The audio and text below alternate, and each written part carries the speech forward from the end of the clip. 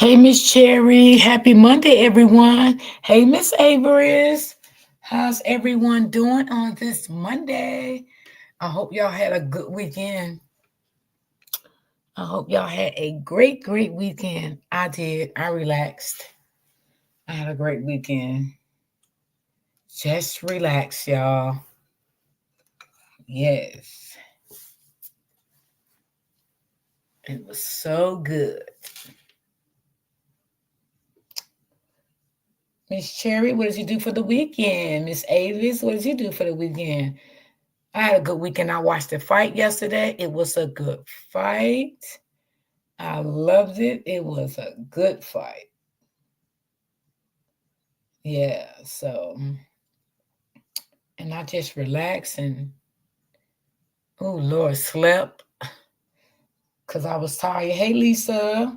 Happy Monday. I don't know. Mondays been make me feel drained sometimes. I don't know.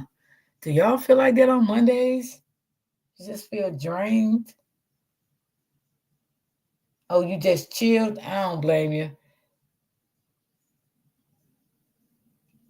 Yeah. Hey, Deborah. How are you?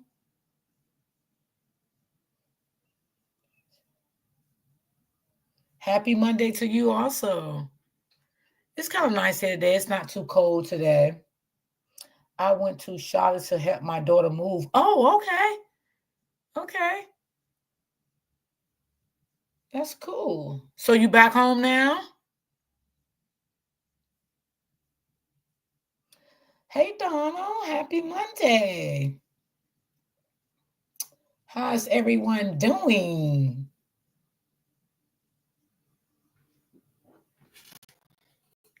I know how that moving process can be. Oof. I know how that is. Yes, that's a lot.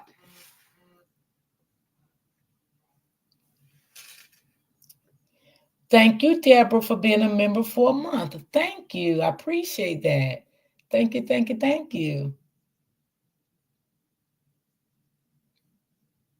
you.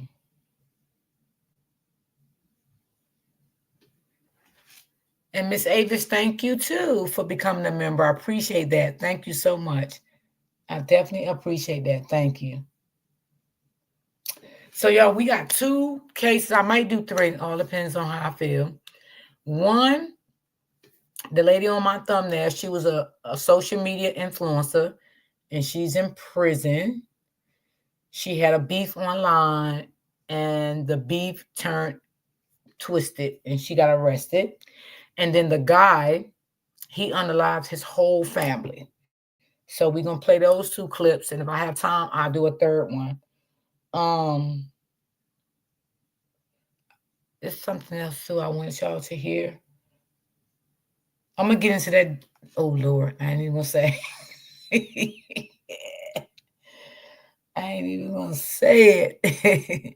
But so y'all know I don't wait until too many people come in because I don't want to hold everybody else up that does come in the chat and support me. So I'm just gonna play it and thank y'all for the likes. I appreciate y'all so much. So much. I want to say shout out to everybody that rocks with me daily and always come in my chat no matter what I talk about. Again, y'all supports me. I want to say thank y'all. Thank y'all so much. That makes me feel good. You know, like I said before, I don't get views like that anymore because I don't,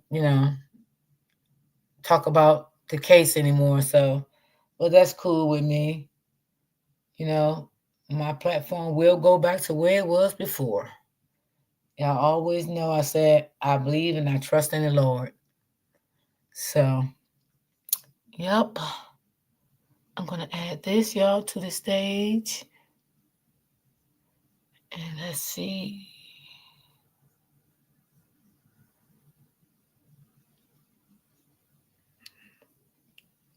Okay, let me take this off mute. And this right here should teach a lot of influencers a lesson of how things can get crazy sometimes.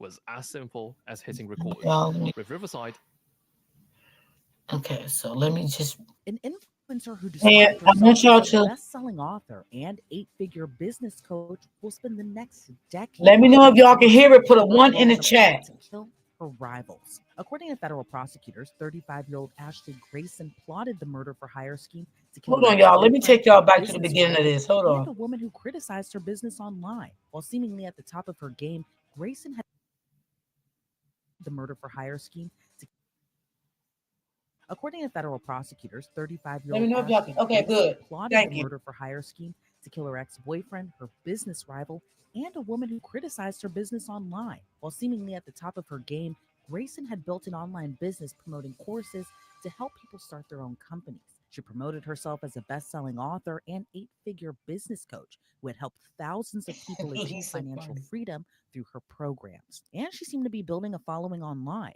But her online image wasn't what it appeared to be, as authorities say she then resorted to plotting a few murders. It began to unravel back in 2021 when Grayson had a falling out with a woman in Mississippi who had an online business similar to her own. According to federal prosecutors, Grayson believed this woman was creating fake profiles to criticize her and her business. But the women never met in person. The following year, Grayson decided to contact a woman she had worked with in the past from Memphis, Tennessee, for a business opportunity. The woman from Memphis and her husband went to Dallas in early September of 2022 and met with Grayson and her husband. But this was no ordinary deal. Grayson explained to the couple she wanted them to kill her rival. And not just her rival, but Grayson's ex boyfriend and another Texas woman who made negative comments about her on social media. Grayson even offered up a bounty of $20,000 for each of the killings. But what Grayson didn't realize was that couple had a secret plan of their own. They pretended to accept the hit jobs and pretended to agree to her terms, but they were Tired of adjusting your Hold on, assets y'all. to meet all the different requirements of They every said it was platform crazy, and y'all. channel? With StoryTech, you don't have to worry. secretly recording her to turn the evidence into police. On September 10th of 2022, the Memphis woman video recorded a call from Grayson, where Grayson confirmed she wanted her business rival killed as soon as possible Yes, and Lisa, offered an 20K. extra 5 grand if she carried out the murder in the next week. The couple then staged a video to make it look like they had attempted to carry out the murder. According to prosecutors, the Memphis couple sent Grayson a video that Hey, showed Miss police lights in the Davis. background from an unrelated incident. The couple reportedly demanded half of what was promised to them, which was $10,000.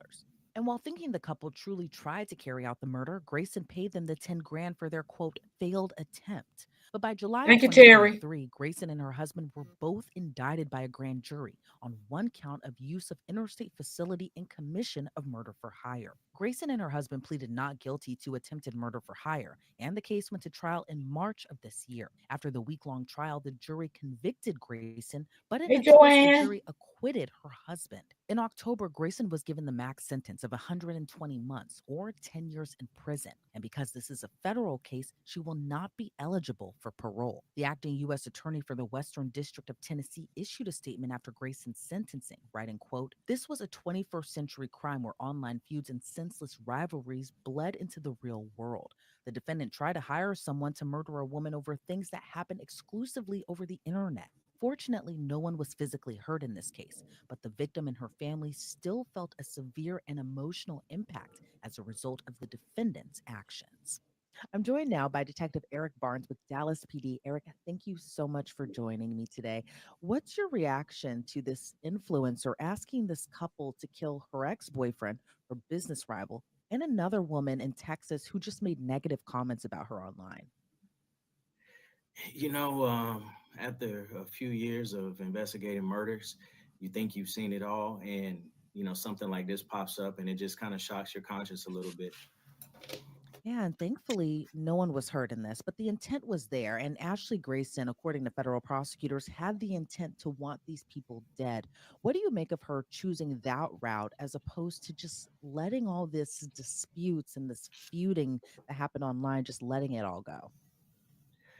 That was the one thing that was kind of shocking about this. The when you read the articles on this case, it sounds like well, she was negotiating somebody to like delete a social media account and not actually take a human life.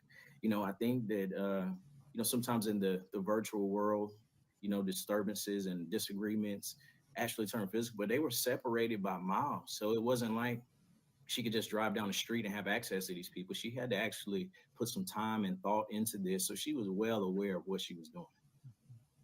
And we've previously spoken about rap feuds that bleed into the streets, but this one is an internet feud that could have bled into the streets, I should say. What are your thoughts on the feud, and how that kind of started on the internet, then escalated to what could have been a very violent and terrible ending? One thing that's been common, it seems that the internet feuds often can turn very violent. Something Absolutely. as harmless as leaving a comment on someone's stream or someone's videos or posts can lead to someone getting killed. And it's a little hard to connect those two, but it's been a common thing that's been going on over the last couple of years. And it's just hard to believe that social media has taken that turn where it leads to violence.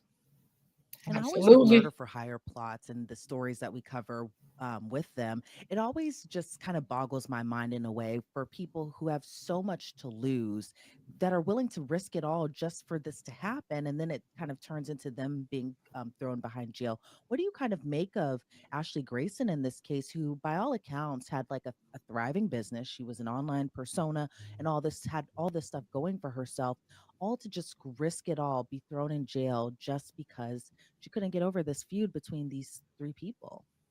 Y'all, these people was content creators. The most challenging part of investigating murder for hire cases, your gunman or your person that's involved with the actual act, they're normally the first group that's targeted by law enforcement. So typically, if the case is going to have any success at all, you're able to get the actor that actually carries out the murder.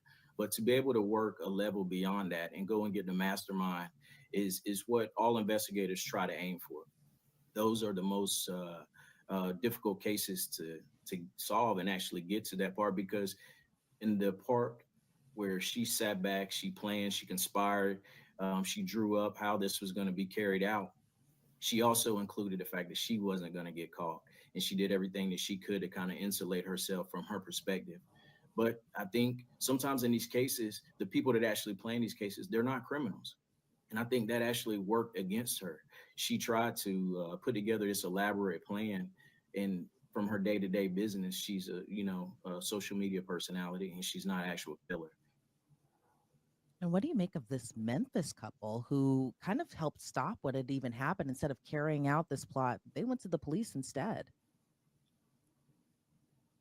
I love Rise mushroom coffee, and Hold not on, just y'all. because I look good drinking it.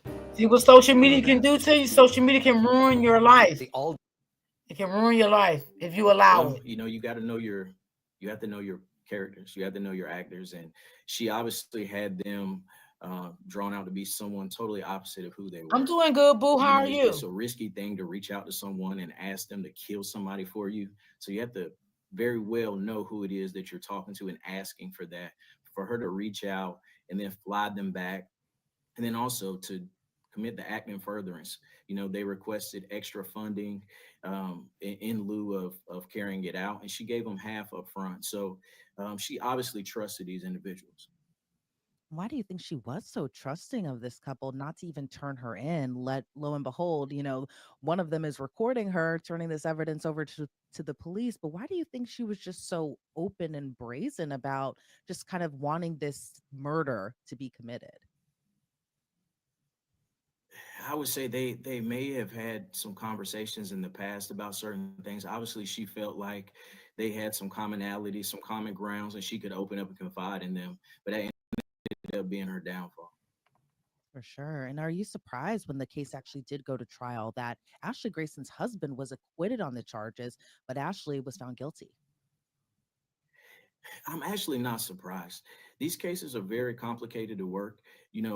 If Ashley is the one that's negotiating, even if her husband is sitting there, if he's not the one leading these conversations and actually uh, trying to get them to commit to this verbal contract to commit this murder, and he's just present, his presence alone is not enough for him to be charged with this crime or actually found guilty. So it is very complicated in these cases to prove up all the elements needed to carry out this conspiracy. And are you surprised she was only sentenced to 10 years given this conspiracy to kill three people? And she even made this payment to the couple for the attempt. Well, in researching the statute, just for the conspiracy, if no one is injured, your penalty level is fairly low versus a significant change in that if someone is actually harmed or murdered. So, being that no one was hurt or killed during this criminal episode, her sentence reflects, a 10-year slap on the wrist for something because no one was actually hurt. And a lot of us live our day to day lives a lot of times on the internet. And I know for viewers, for followers, it's very easy to kind of have this idea of this internet persona and this internet personality that you may see on your For You page or on your timeline and that sort. But then, we've been seeing kind of a lot of cases that have been coming up recently of these social media personalities and influencers who do commit these terrible crimes. What do you kind of make of just the whole internet persona and then kind of the real person that is behind this platform and behind this camera phone as well too? I think with internet personas, people can kind of get lost in becoming this larger than life figure and trying to maintain and keep up with this image they created behind a keyboard. And I think it becomes very disturbing Absolutely. when an individual actually loses who they are in real life, get caught up in this virtual Absolutely. world where they feel like, okay, I am this person and someone is being disrespectful to me. So how do I address that? And I think it's a thin line across, I think patrons of social media need to be aware, and that safety is an issue. That when you're leaving what you may perceive to be a harmless comment, Hey, someone Pam. could take it a different angle and actually want to cause harm to you. And would you say, in your experience, that working a murder for hire case as to opposed to a murder case, do you find any differences, kind of in investigating these types of cases, especially when the intended victims aren't dead? Yes, in the murder for hire, it's a very specific type of Hey, incident Brittany. where the shooter necessarily doesn't have a motive to harm someone. Their motive may be financial gain or something that they've been promised that's going to help change their life. And the person that has that deep hatred or deep anger and the passion kind of driving the offense is someone that's one step removed. So they have all the motivation in the world for this individual to be hurt, where your shooter may not have that same motivation. And so sometimes that is a weakness that law enforcement tries to exploit, that, this wasn't your beef. This wasn't your issue. You weren't actually affected by these comments on social media. And they would use that to Hey, try to get the Overbook. shooter to roll on the person that actually paid them the mastermind. But in this case, the people that were hired to actually carry out the murders did the right thing. And thankfully, they did do the right thing. Are you surprised by the amount of money that she offered to this couple? $20,000 to kill three people. I mean, not to say that, she should have been offering millions of dollars. She shouldn't have been doing this in the first place. But are you surprised that she offered this amount of money given what could have all happened? Yes, I think that, looking back on the $20,000, um, ultimately it's what cost her 10 years of her life. And to think that you can put any dollar amount on someone else's life is kind of alarming. But she was willing for them not only to do it once, but three different times. And I think that speaks very largely to her character as an individual. Yeah, very, very twisted case indeed. Detective Barnes, thank you so much for joining me today. I really appreciate it. Before we sign you off, though, is there anything else about this case overall that you would like to add? I think that this case, and just looking at it overall, so many times we are on the opposite side of this case where we're knocking on someone's door, informing their family that their loved one has been killed. And, deeper into the investigation, you find out that it was a senseless meaning. So this is actually a win, I think. This is a time that law enforcement can celebrate that they actually came across some good citizens that were willing to step up and do the right things, and she was able to be taken off the street before someone lost their life. So kudos to law enforcement and also to the couple that reached out. All right, Detective Eric Barnes, thank you so much for your insight into this case. I really appreciate it. Thank you. It's unclear at this Now, y'all see how quick it is for someone to get arrested on these social media sites? You see how quick it is. Her and this girl was beefing. They was beefing, and she hated the girl so much until she wanted to unalive 3 people. She wanted to get them out of here. She started saying she was gonna pay people money to do things to people. You see, your emotions can take over. It can really take over. I'm just talking y'all because I'm finding the other story. It can really take over, y'all. It really can. I mean, it's not worth it. Like, for real, it's not worth it. It's really not. I mean, you can lose control in a split second. You know what I'm saying? And it can cost you your freedom and everything that you have worked for. And now, I mean, you just lost everything. Like, it's crazy.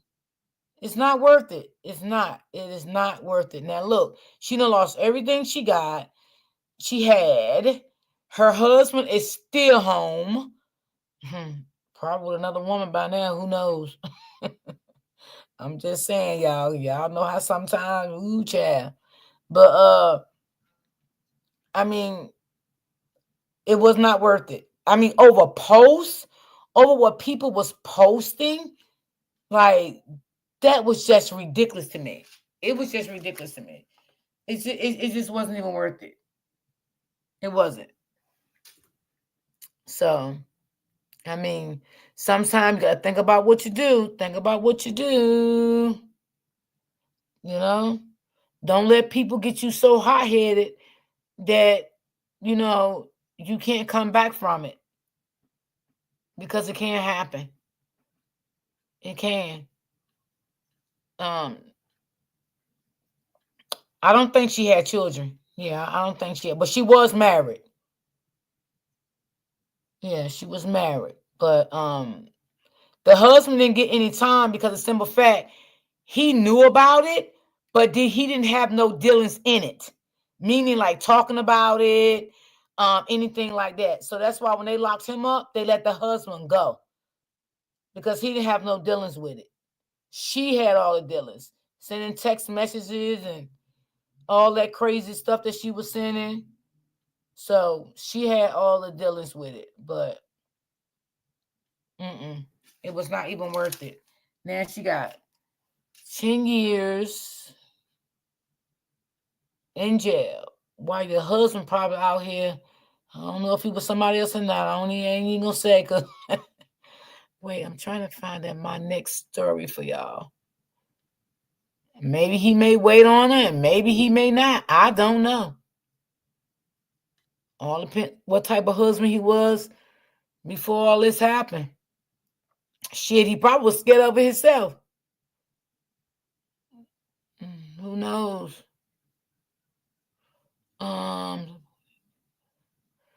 Trying to find my next story. Where is it?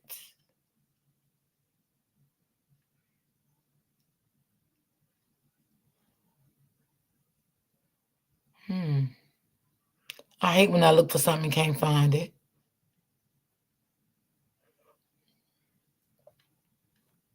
That's why when I get offline, I stay off. Sometimes all that, back and forth, sometimes it's not worth it, y'all. It's not, because somebody can really, really get hurt, behind it. Because did you hear what the detective said?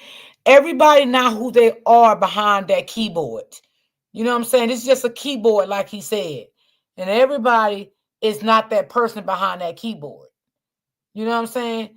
They basically what he's trying to say, they're keyboard gangsters. So don't let no one, get you caught up until you wind up in jail and can't get out. So be careful what you do, how you do it. Sometimes, and I don't know what happened to my other story. I'm looking for it, guys. Give me a minute. I want y'all to look at this one with this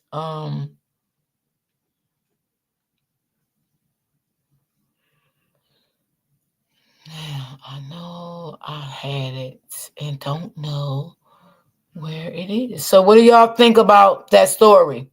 Let me know what do y'all think about it.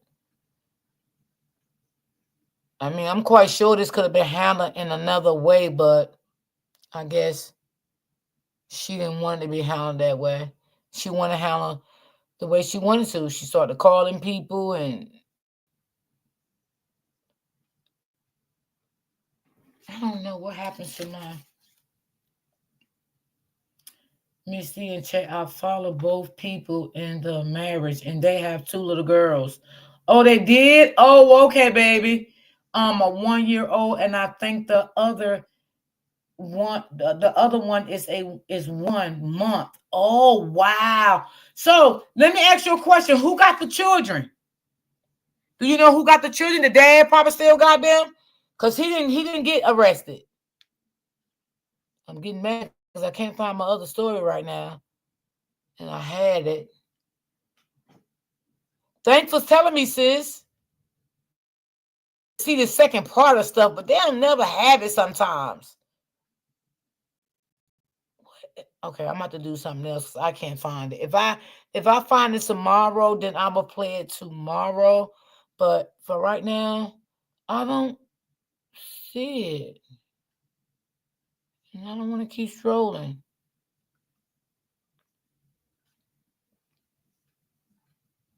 That's crazy. Okay.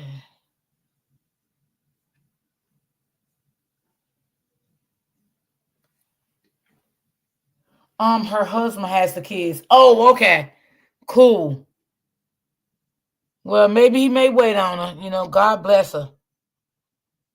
I hope she can come home and get herself back stable and maybe pick up where she left off at. Who knows? Only God knows, what can happen when she come home. She can pick up where she left off at and be a better person.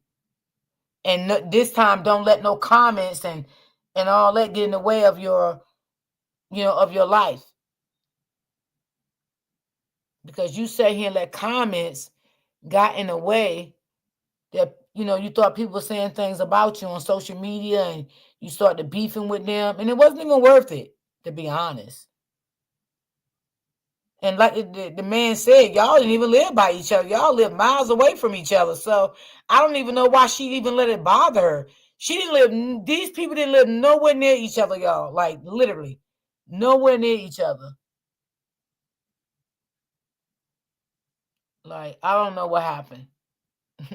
I guess her anger took over. All right, I'm not going to look for that other one. So I'm just going to go ahead on with something else because I can't find it for some reason.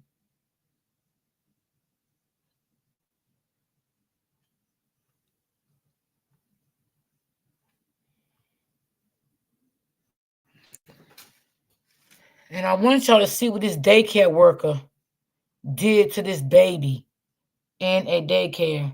Sometimes you got to be careful when you leave your kids in daycare, still in some of these daycares, because, baby, some of these daycares ain't right neither. I can't find it right now, but I will. And I'm going to play that one for y'all, too. Let me see.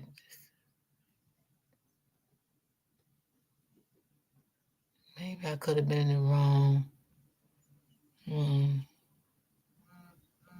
No, that wasn't the wrong one. That was the right one.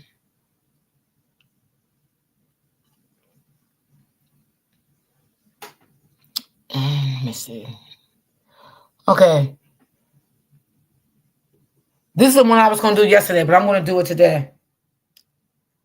So I was dating this guy, Chris. Okay, hold on, open book. Gotcha, baby. I wanted to buy a house. Kristen. I'm so sorry, I open realized book, I girl. could be with someone to buy a house. I can do it on my own.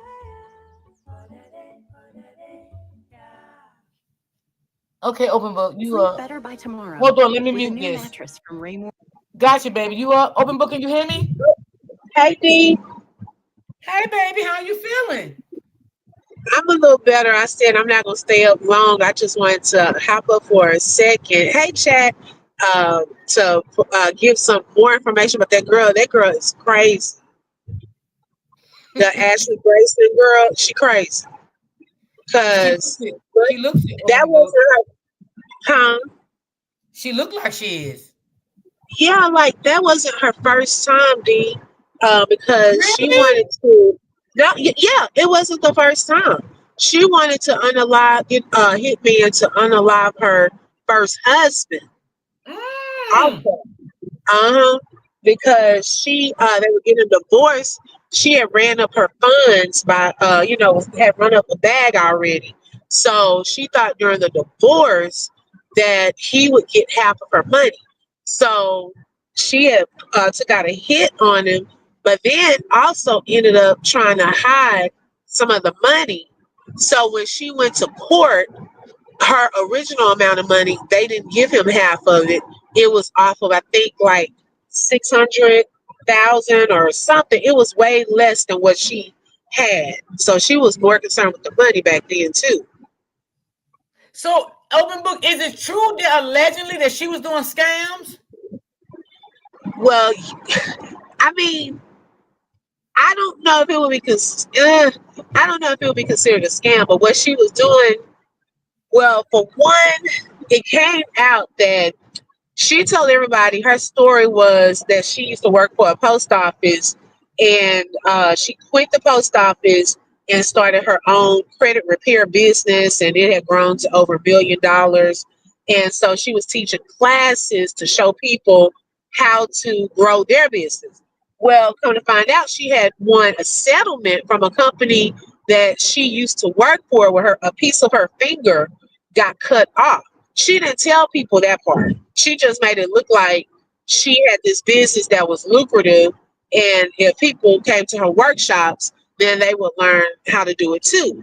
So people were paying like over like $1,500 to go to these sign up for these workshops, and so once you got in there, people started complaining that it wasn't worth the money and all of that. And so that one girl, Sherelle, she was one that was really complaining about it. And she became very vocal, and they created like Facebook groups and everything. Because I heard that she was scamming people for money, allegedly. So that's why I asked you that. So do you think that the classes that she was charging people, Well, yes, I think that part. I mean, my thing is, I don't know if I would consider it a scam okay, if okay. they're paying it. But what she was doing when she was in there, then that part could be considered a scam, because you're not giving people what what I'm saying. What the money that they pay for, you're not giving them full services. Like some people would record some of her workshops. She was showing up not dressed, like barely talking, like she didn't even want to be there. Like it wasn't professional and worth the money per se. And so that's what they started like complaining about in those groups, that it was, just, I guess they started saying scam because they weren't getting what they should have. But I mean, if they paid their money, then I mean, it's kind of on them. But at the same time, she wasn't providing the right service. So you think that's where all this internet beef came from with her?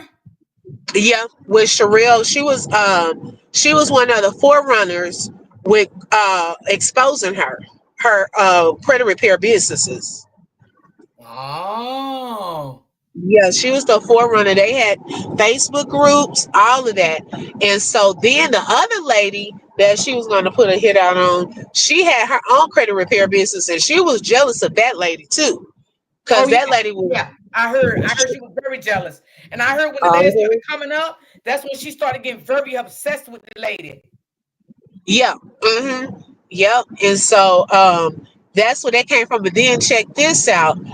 The one the one that she paid to put the hit to put the hit out, that lady actually, I don't know how to describe it, almost was a double agent, because Ashley was giving away a house, and her mom was chosen for the house. So she's thinking that her mom about to get the house, the deed, and all of that, that it'll be paid off. But they found out Ashley's name was still on the house. And so that girl was like, "Are you going to take your name off my mom's house?" And blah blah blah blah blah. And I guess Ashley didn't want to do it, so she created an enemy really within that girl.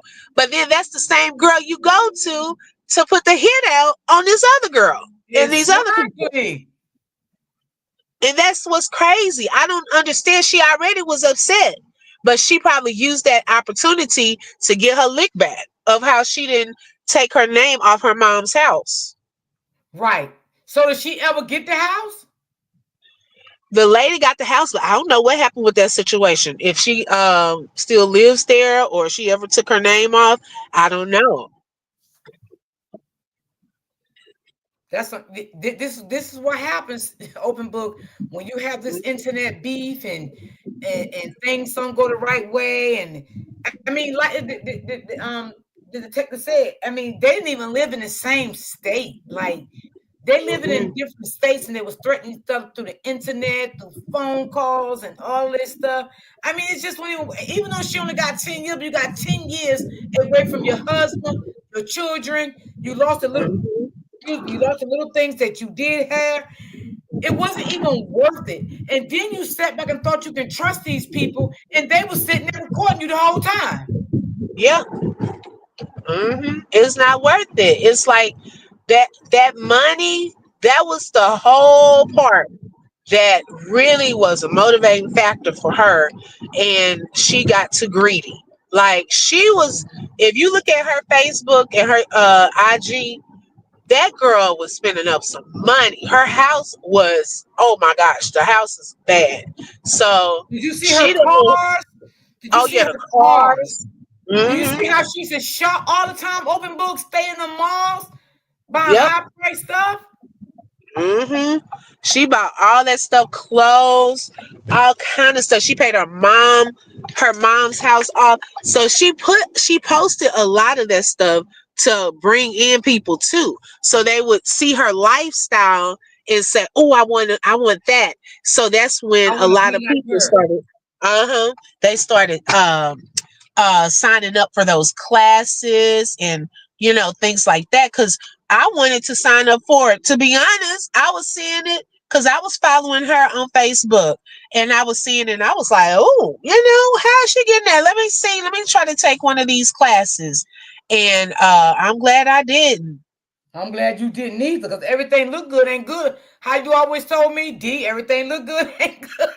Mhm. And you never lied about that. That is the truth. I never would think that this lady would do something like that. Right.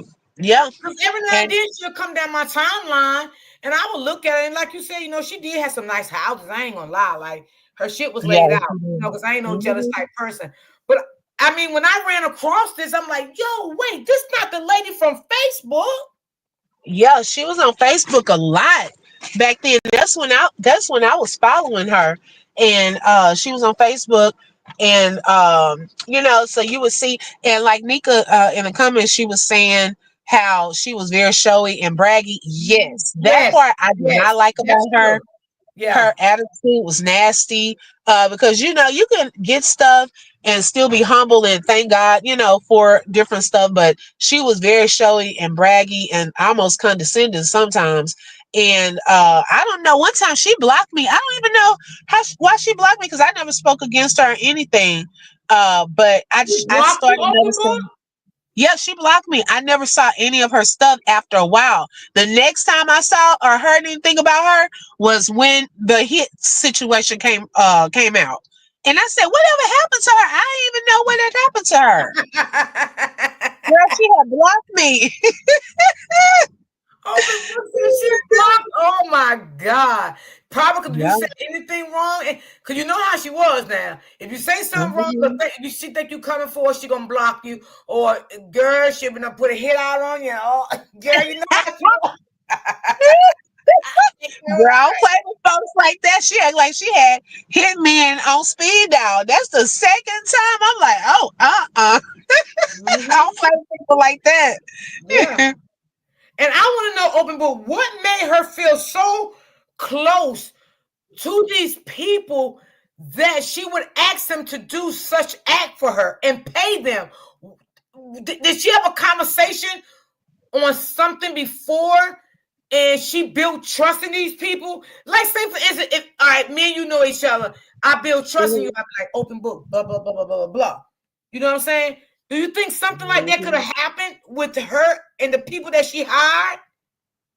See, I don't know. Like the one girl, I guess you could almost, because I don't know who she tried to hire for her ex-husband, but that one lady that ratted her off, um with her, I don't know if she found a weakness, because I know that the girl said that when she paid her boyfriend, allegedly they went to a casino and spent the money. So I don't know if she thought, oh, if I, she's about money and needs some money, I can probably give her this money to do this. I don't know what would have made her think somebody was going to go through with that, or what prompted her to think this girl would do that. You know what I'm saying? That's Absolutely. crazy. Absolutely. Because then you think these people was gonna sit here and lose their career because Right. they was influencers just like you was. Okay. Mm-hmm.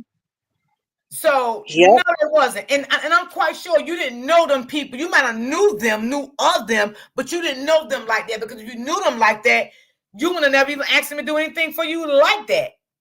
Right. Mm-hmm. And that other guy she was dating, he knew some of the behind the scenes stuff that she was doing. So she really wanted to take him out. That was the boyfriend. That was right. He knew a lot of the inside of what they would do, So But then open book, I'm glad she ain't trying to take her husband out of here. Is he scared of her? Lord. I think he knows more too. I'm surprised he wasn't charged, but I mean, he taking care of the kids, and I think he was already wealthy when they got together. So she knows, and you know what? He sends messages and things out too via email. Like they still send their business stuff out, but he's starting to send it more from his account, not hers. So they still like now he's taking over everything while she's in prison. Right. So they still running game and stuff, to be honest. Because I got an email recently. Girl, no, you did. Yes, I did. I'm telling you. Yes, they still sending out stuff. Yeah, I think they're close. Mm-hmm. You think she's gonna be on the same game when she come out here? Like, you know what I'm saying? I mean, for as I don't want to say scam, but I don't know. I just feel some of her stuff is not right. I'll say that. I just feel yeah. I don't think it's gonna be like how it was. Nope. Maybe she got grow some common sense and think about her actions and stuff while she behind bars for 10 years. But like I said, I feel like you feel that the business is still going. I feel the husband still got her up in that prison. He's not gonna let her down. He's gonna stick there with her. When he comes home, he's gonna be by her side. All of that. She's gonna still have them houses, cars, everything she got, she's gonna still have when she comes out of prison. Yeah, and you know what? She, like how she did with her ex-husband, and she hid that money. Oh, believe me, all these years, sis been putting money to the side somewhere. And the husband probably don't even know. Well, he might, but even if he leaves her, she got her own stash, I bet. But I'm pretty sure it's a large amount that she got stashed somewhere that, in case this hadn't happened or something, because she probably felt like either it was going to be because of the hit thing or because of people saying she's scamming. So it just depends. Now, she doesn't seem like the type that's going to go from being up high like that to going down back to a normal life with a normal little house. Right, absolutely. You see what I'm saying? So she might move on to a different state. People like her, open book, they have a lifestyle that they have to keep up.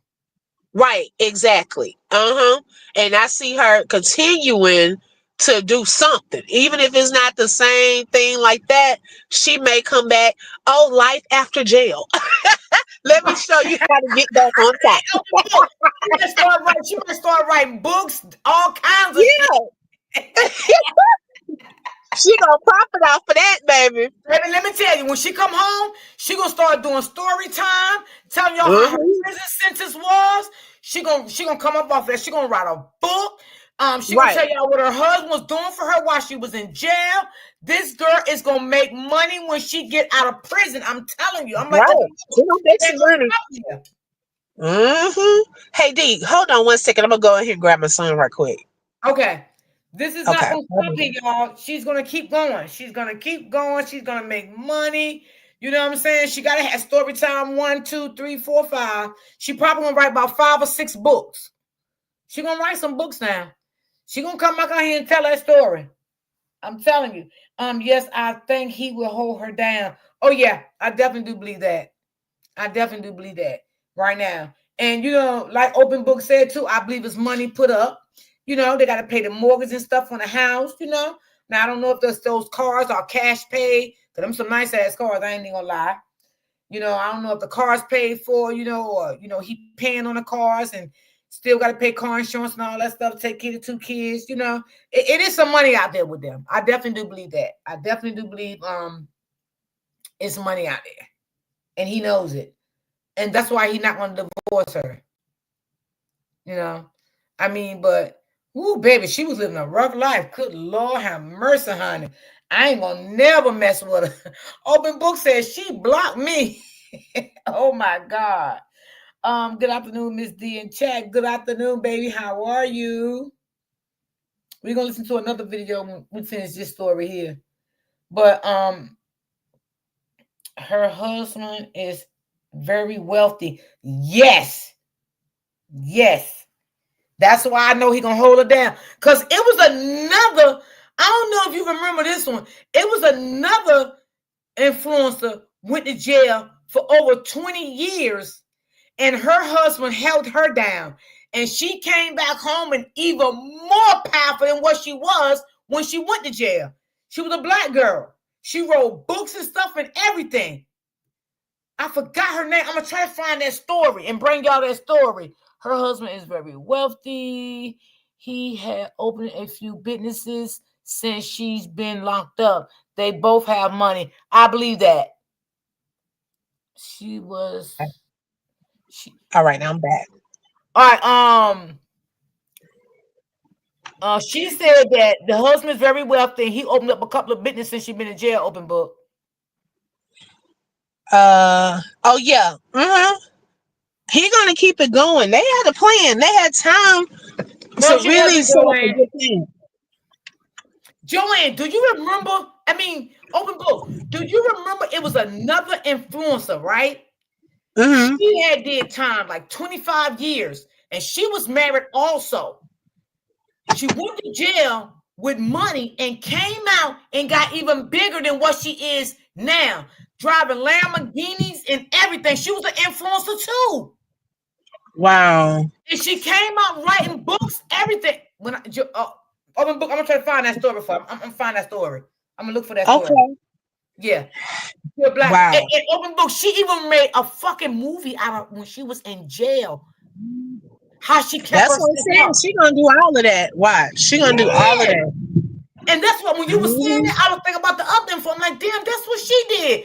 And she go live. She went live and tell because people was asking her questions like, what was your husband doing for you? And she even said when she was in jail, her first book came out when she was in prison.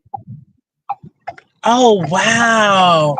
Her first so book. Yes, he'll probably be in there writing and see, you know, her husband, he used to work with Bishop T.D. Jakes a lot too. Really? They used to have these seminars, financial seminars and stuff, you know, I guess because he has money and all that, talk classes and things like that. So I'm pretty sure they have a plan because with her, once she got convicted, it took forever for the sentencing because she kept getting it pushed back. Every time they would push it back. So during that time, I'm pretty sure that they were setting up a plan. I'm pretty sure. Oh yeah, they were putting everything in motion. Oh yeah, baby, when I leave, this is that. They were putting everything in motion. You know, because he had the kids. You know what I'm saying? Take this money, do this, do that. Oh yeah. Oh yeah. So Because yeah, you know she gonna keep her she been money in down. jail. You know, open book. You know she didn't go to jail right away for that anyway. She was still on the street. Yeah, she was still on the street. Now she was on house arrest too. Right. They did say I that. forgot for how long, but part of that was on house arrest. But she was in a big mansion like that. That was a privilege. Exactly. The open book. She probably had to go nowhere. She was doing everything from the house anyway. Yeah, she was doing everything from the house, making her money from the house. They got DoorDash, and she want food and stuff like that. She had a nice pool and everything. She go outside, do all of that. Yeah. Only thing she couldn't go in them damn malls because she loved the malls. Did you see how that expensive stuff she used to shop for? Mm-hmm. Name brand everything. Everything. Everything. All Chanel shit, everything. Mm-hmm. Joanne say her husband better be careful. No, because I don't want him to take her. Lord Jesus. She Joanne. got hit me on speed dial. He Ah, better not mess yes. up her money. Yo, to be honest to you, if he's not scared, I would be a little afraid of her because you gotta think like this. If she put a hitman out on other influencers from social media, I'm her husband. What would she do to me? Right. Mm-hmm. Yep. That's how I would think. And if Especially I if was the they. husband, I would have me a separate account away from her. So if Yep. anything I feel is not right when this bitch come home, I'm gone. I know that's right. He better. Cause I wouldn't trust it. No, I wouldn't trust her neither. She have a very evil mind. For people to, I mean, that's her go-to. Like he got to pay attention to her patterns. Seems like she's gotten used to the little scamming situation since she won that settlement allegedly. That's when she got a large chunk of money. And then once she saw she could make money off of her story, oh yeah, because she used to teach people. Because there's a video out there where she used to teach people how to get real people in, like how to tell story times and how to play on people's emotions to get them to want to get your product. So she taught different strategies. She knows how to get people in. And that's what this other lady used to do, the influence. She just stay in her car and do story times. Mm-hmm. Yep. She said that's how you got to play on people's emotions. You got to pick which group you want to kind of work with and all of that. So she gonna play on their emotions and stuff when she get out of jail, just to win them back over, to start getting her workshops and stuff again, your books. Wait a minute. So how long she been in jail in the open book? Maybe about 2-3 years? In jail? She just went last year at the end of last year. Okay, last year. So it really Oh, and you hasn't know they said even. that she can't get parole. She got to do straight 10 years. Oh really? Should I just? Oh Yeah. wow. Yeah, they said she can't go for parole. Oh, I didn't know that. Mm-hmm. Oh my goodness. So she and see, that's probably because she kept putting it out, the sentencing. Yeah, she got this. So, woo, Lord, Joanne, one of her kids is 1 year old. Uh-huh. That And last she baby. was pregnant. She was pregnant during the trial. Wait, hold on. The 1 year old baby she got, and she was pregnant again. Yes, they got two. So she went to jail at the end of last year. Her baby is only some months, probably maybe 6 months or something. Oh, so wait a minute. She had that baby in jail? No, she had already had the baby when she just got locked up. She had just had her baby not too long before that. So it's 3 kids then. No, it's two. The second one is the one she was pregnant with. She was pregnant Nika said while she was on her Oh, she was house pregnant while arrest. she was on house arrest. Got you. Yes. And Okay. then so that means she wasn't pregnant when they sentenced her and she went to jail, but her baby is not a year. The second one is not even a year old yet. And that's sad.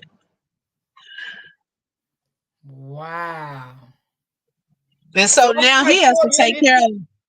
But you think the dad probably got like maybe someone, but maybe his family helping him, with the kids, or maybe a nanny. I don't know. Trust me, open book. That man has a side chick somewhere. He better let her find out. Okay, good man. You think he got about 10 years with that? Hey, open book, baby. He may be next on the list. If she, if that one, and when she come home and that woman got any beef out here and said, "I slept with your man," and baby, open book, don't you let that man get another one pregnant while she in that prison. Oh, child. Oh my gosh. But wait, somebody said, who was this just said? Vicky M. She said the last one she had before she went to jail is 6 months. And she's pregnant with the third one. So she was pregnant when she went to jail? She was pregnant when she went. So wait a minute, this is her third child, Vicky? Oh my, I didn't know she was pregnant when she went to jail though. Hey, Vicky. Hey, everybody coming in. Wait a minute. Vicky said you Ooh. mean her side man? But where he get? Lord have mercy. Wait a second. Wait, hold on. Y'all saying allegedly he like men? That's why I'm like, what? Oh my God. I didn't know she was pregnant with a third one. I'm gonna have to look into that one. Yeah. Wow. Yeah, because that's crazy. Wait, I didn't even know all of this. Well, somebody said she was trying to get pregnant. Third child. Yep, that's what they said. Yeah. They kept saying she was pregnant, trying to stay out of jail. She kept having babies. So wait a minute. Okay, so she went to jail at the end of 2024. So was she pregnant and had the baby before she went to jail? Well, or one of them in jail. No, one of them, but Vicky is saying she's pregnant with a third one and she's in jail. And she says, trust her. She knows the story from beginning to end. She took her class. Oh, Vicky, well, let me ask you a question, Vicky, the 1-year-old baby now, we know she had that baby before she went to prison, right? So the third baby that people saying that she had, was that baby born before she went into the prison, or she's pregnant now and haven't had the baby yet? Yeah, she was saying she's pregnant now in jail. In jail. Oh my gosh. Now this a hot mess. Now what's gonna happen? As soon as she have a baby, they will give the baby to the father. Yep, probably so. Yeah, wow. Because they make sure that somebody in the family will take the baby before they put him in foster care. So she is married, so that baby will go to the father, but she won't get no, Hold on, D. Okay. Now, like, she ain't gonna get with everybody else, get hospital, coming in to see you and all that. Hold on, I thought she only had 2 kids. Well, damn it, I did too. Until Vicky came in here and broke the ice. I thought it was only 2 kids too. I didn't know about no third child. Vicky said she's in jail, pregnant now. I wish I could be a fly on the wall. Lord Jesus. Wait a minute. And then somebody said, wait a minute. Well, then Vicky said that. Vicky said, you mean a side man, D? Oh, Lord. Lord. Oh, my God. Well, honey, I just hope the husband do everything she asks. I hope the husband don't get nobody pregnant. And I hope the husband, if he finds somebody to mess with while she gone, he better not let the chick know where he lives, because the baby, 10 years are gonna last forever. Either one of y'all gonna be, I ain't even gonna say, because your wife is crazy. Yeah, she had another before she went, and 6 months later she got pregnant again.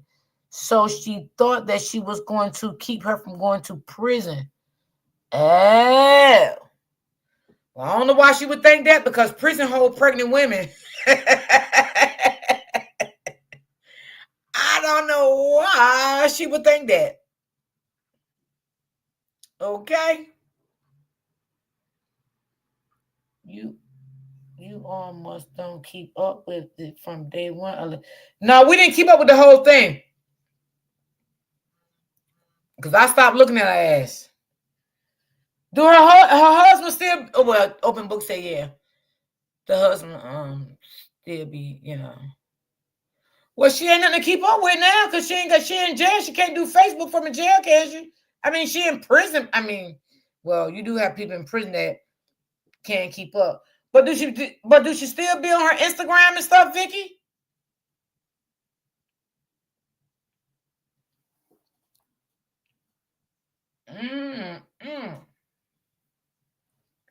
Well, Lordy. Okay, so it ain't really nothing to keep up with now. And that's what the judge told her. Why would you take... Wait a minute. Just told her, why would you take a good care of her in prison? Poor thing.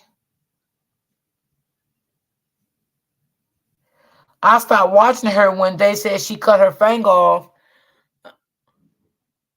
Well, I think her finger got cut off, Erica, when she was working for a company or something. And I think her finger got cut off when she was working for a company. Yeah, a factory, right. Vicky got all the tea. Look, we need Vicky as some special guests. she been keeping up with everything. Yeah, because Vicky said she don't be on. Well, do her husband got a Facebook and Instagram open book? I believe so. I don't know what it is. I don't follow him like that. Yeah, me neither. I'm pretty sure he does, though.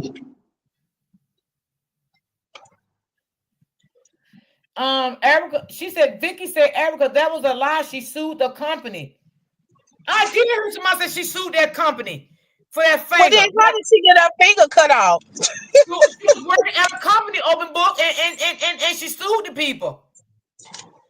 Oh, okay. So she sued them. Yes. Now that part I did know about. Yes, he is on Facebook and Instagram. Well, put it in the chat, Vicky. Shit, I ain't follow this shit. These said put it in the chat. Hey, open book, we gotta find out something. I know. Look, we missing some key information here. Yes. Because like I said, I never knew what had happened to her because I quit seeing a lot of her posts on Facebook. Then I realized I think I had gotten blocked, and I had never said nothing bad against her, So I kind of lost touch of it until I saw the stories going around with Sherelle. And What's good, Queen? How you doing, my auntie? No, but we need to keep up with this because we didn't see. Yeah, we got to keep up. She sued them because her fingers got caught in a machine. Yes, I heard that, open book. Oh yeah, we did hear that. Yes, we did hear about that. But Vicky, is it true? Go ahead. Oh, go ahead, B. Now I didn't know she did all that. I didn't know it was in Texas and all that. Did you know it was in Texas? Yeah. Mm-hmm. Okay. Yeah, because that's where, because I was like, well, God, we got hitmen just around here in Texas, like, I was like, no, wait a minute. Okay. So, okay, Vicky, I have a question. Is it true that a lot of this people started questioning her because she wasn't honest about that at first, where, it made it look like she used to work for the post office and she came, had her businesses and she grew this empire as opposed to starting off with the settlement money and then, able to pour into it and grow it like that. A lot of people felt like she wasn't being honest with that. Right. Oh, he opened a store. Okay. Wait a minute. Oh, he just opened a store? Okay. I told you they had a plan. Oh yeah. She really did work for the post office, Vicky said. Okay, so I believe that. But I think people were wondering, was she able to grow her money so fast just from the post office to getting into that business? Joanne said she got that finger cut off, and when she got that finger cut off, she been popping since that settlement. Oh, so the settlement got her really popping. Yeah, that's what the deception was. I think a lot of people were saying. Hey, mother love. She had been to prison. Oh, before. wow. Oh, wait a minute. Now that I did hear. I did hear that. Did you hear that, open book? Yeah, I heard about that before. That she had went to prison before for selling drugs, allegedly. I know, Erica, right? Baby, Vicky came with all the tea and coffee. Yes. Wow. So her husband got his hands full. So baby, he better be a little afraid of her. I'm just saying. Oh yeah, I will be watchful of her. Yeah. Yeah. Hey, baby, he better keep his legs closed. He better do something. Honey, if he have any more baby, it's over. Hey, open book. We don't want to do nothing from the cell block. Right. Man. Well, you know, her mom probably helping with the kids too, because she's close to her mom. Right, she was. Oh, so Vicky said her daughter and son took her classes too. Wait, the girl we talking about? That man is not going to stop having sex for 10 years. Miss Lewis, that's what I was trying to say, but I didn't want to say it. But being that you said it, it's okay. But I was trying to say that, but I was using different words. 10 years? Okay. No, ain't no man or no woman gonna do that. Let's be honest. Unless they get conjugal, she gets conjugal business. I don't know. Where's Vicky at? Vicky, is you in here? I want to know, and this is another question too for Vicky. I want to know, after taking those classes, did it actually help bring you and your children revenue? Did you see any success after taking her classes? Yeah, Vicky's still in the chat. Did you see what Vicky just put in the chat? Hold on, I gotta get back to my hold on. All right, let me see what Vicky said. Wait, what Vicky at?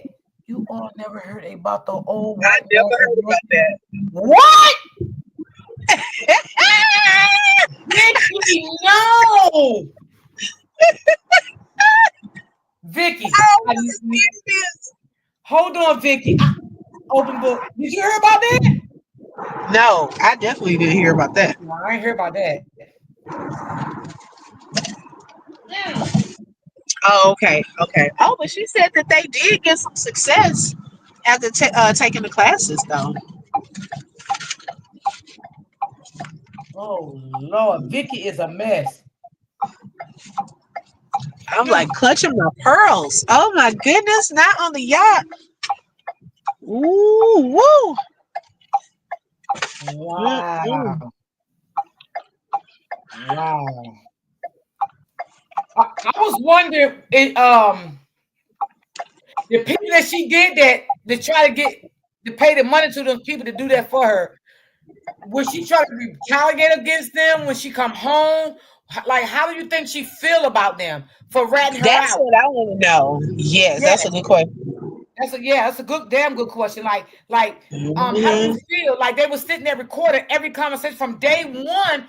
Even they took the money from her and still was recording her.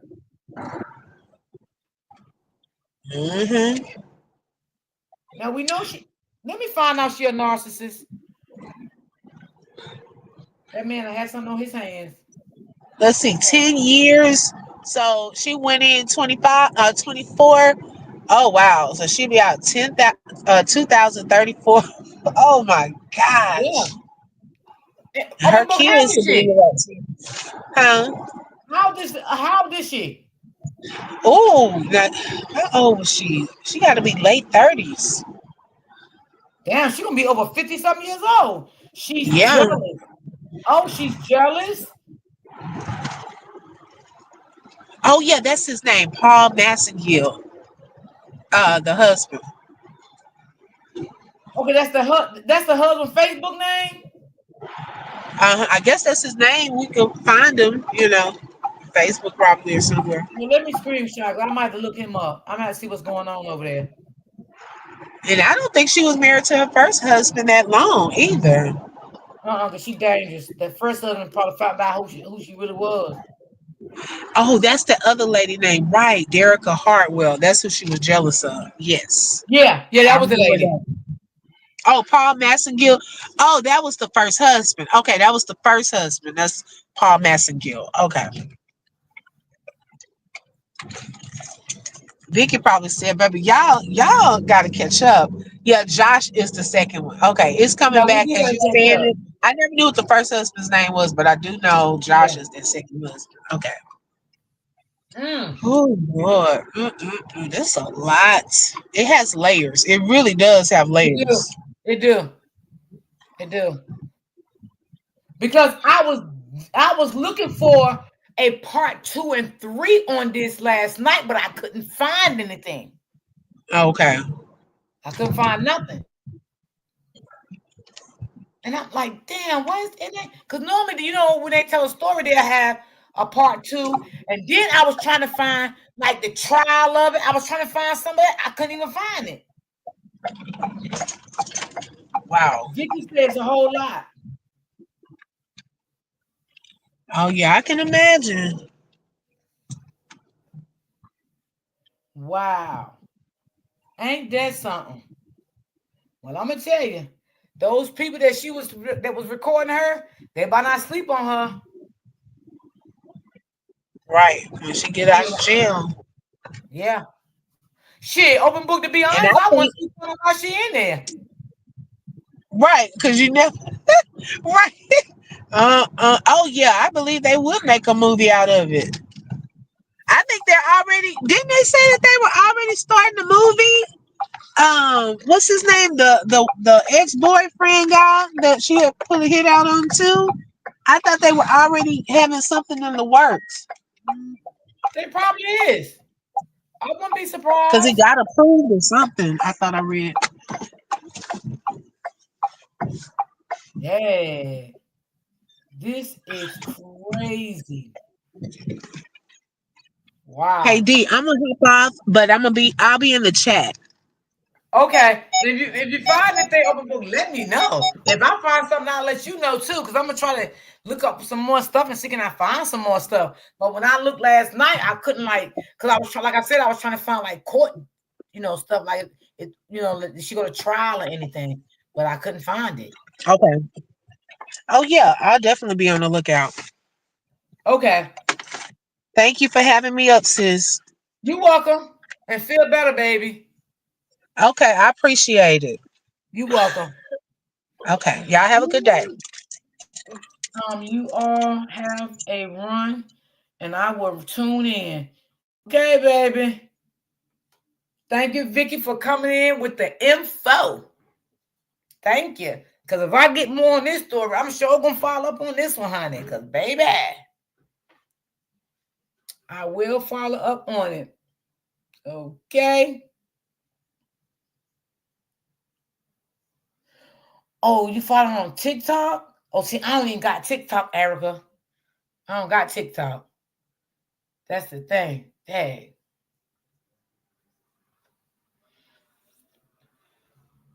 But you can let me know because I don't got TikTok.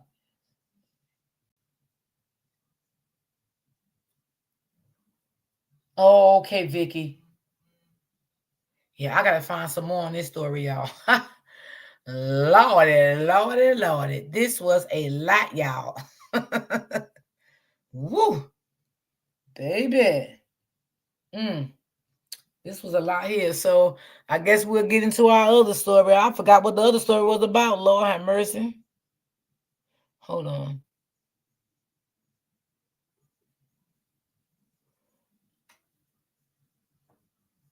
Okay. Moore and Flanagan. Y'all make let it me easy with know free if removal y'all of your can old hear mattress it. and Put a 1 and let me On know. March 12th, 2023, police in I Vancouver, can't find Washington a received a lot call of from a it worried on grandmother. YouTube. Her Just daughter and put her granddaughter, name 27 in and and 6 okay, years Vicky, I old, will. had gone Thank missing. you. Miche was a single mother, and her daughter Thank you, Layla was Vicky. her whole world. Appreciate that. There was no obvious reason for them to abscond without telling their family members. Something darker was at play. Erica, if you find anything on YouTube, send it to me in my inbox. Heard, seen, or talked to my daughter and granddaughter. I'm missing a whole part of me. And put a 1 in the That's my chat if sister y'all and can that's hear my this. niece. We don't know where they're at. One of the last people to see Miche Melendez alive was this man, Kirkland Warren.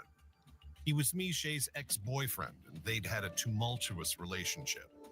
But Kirkland said they were working things out, or they had been, when Miche and her daughter disappeared.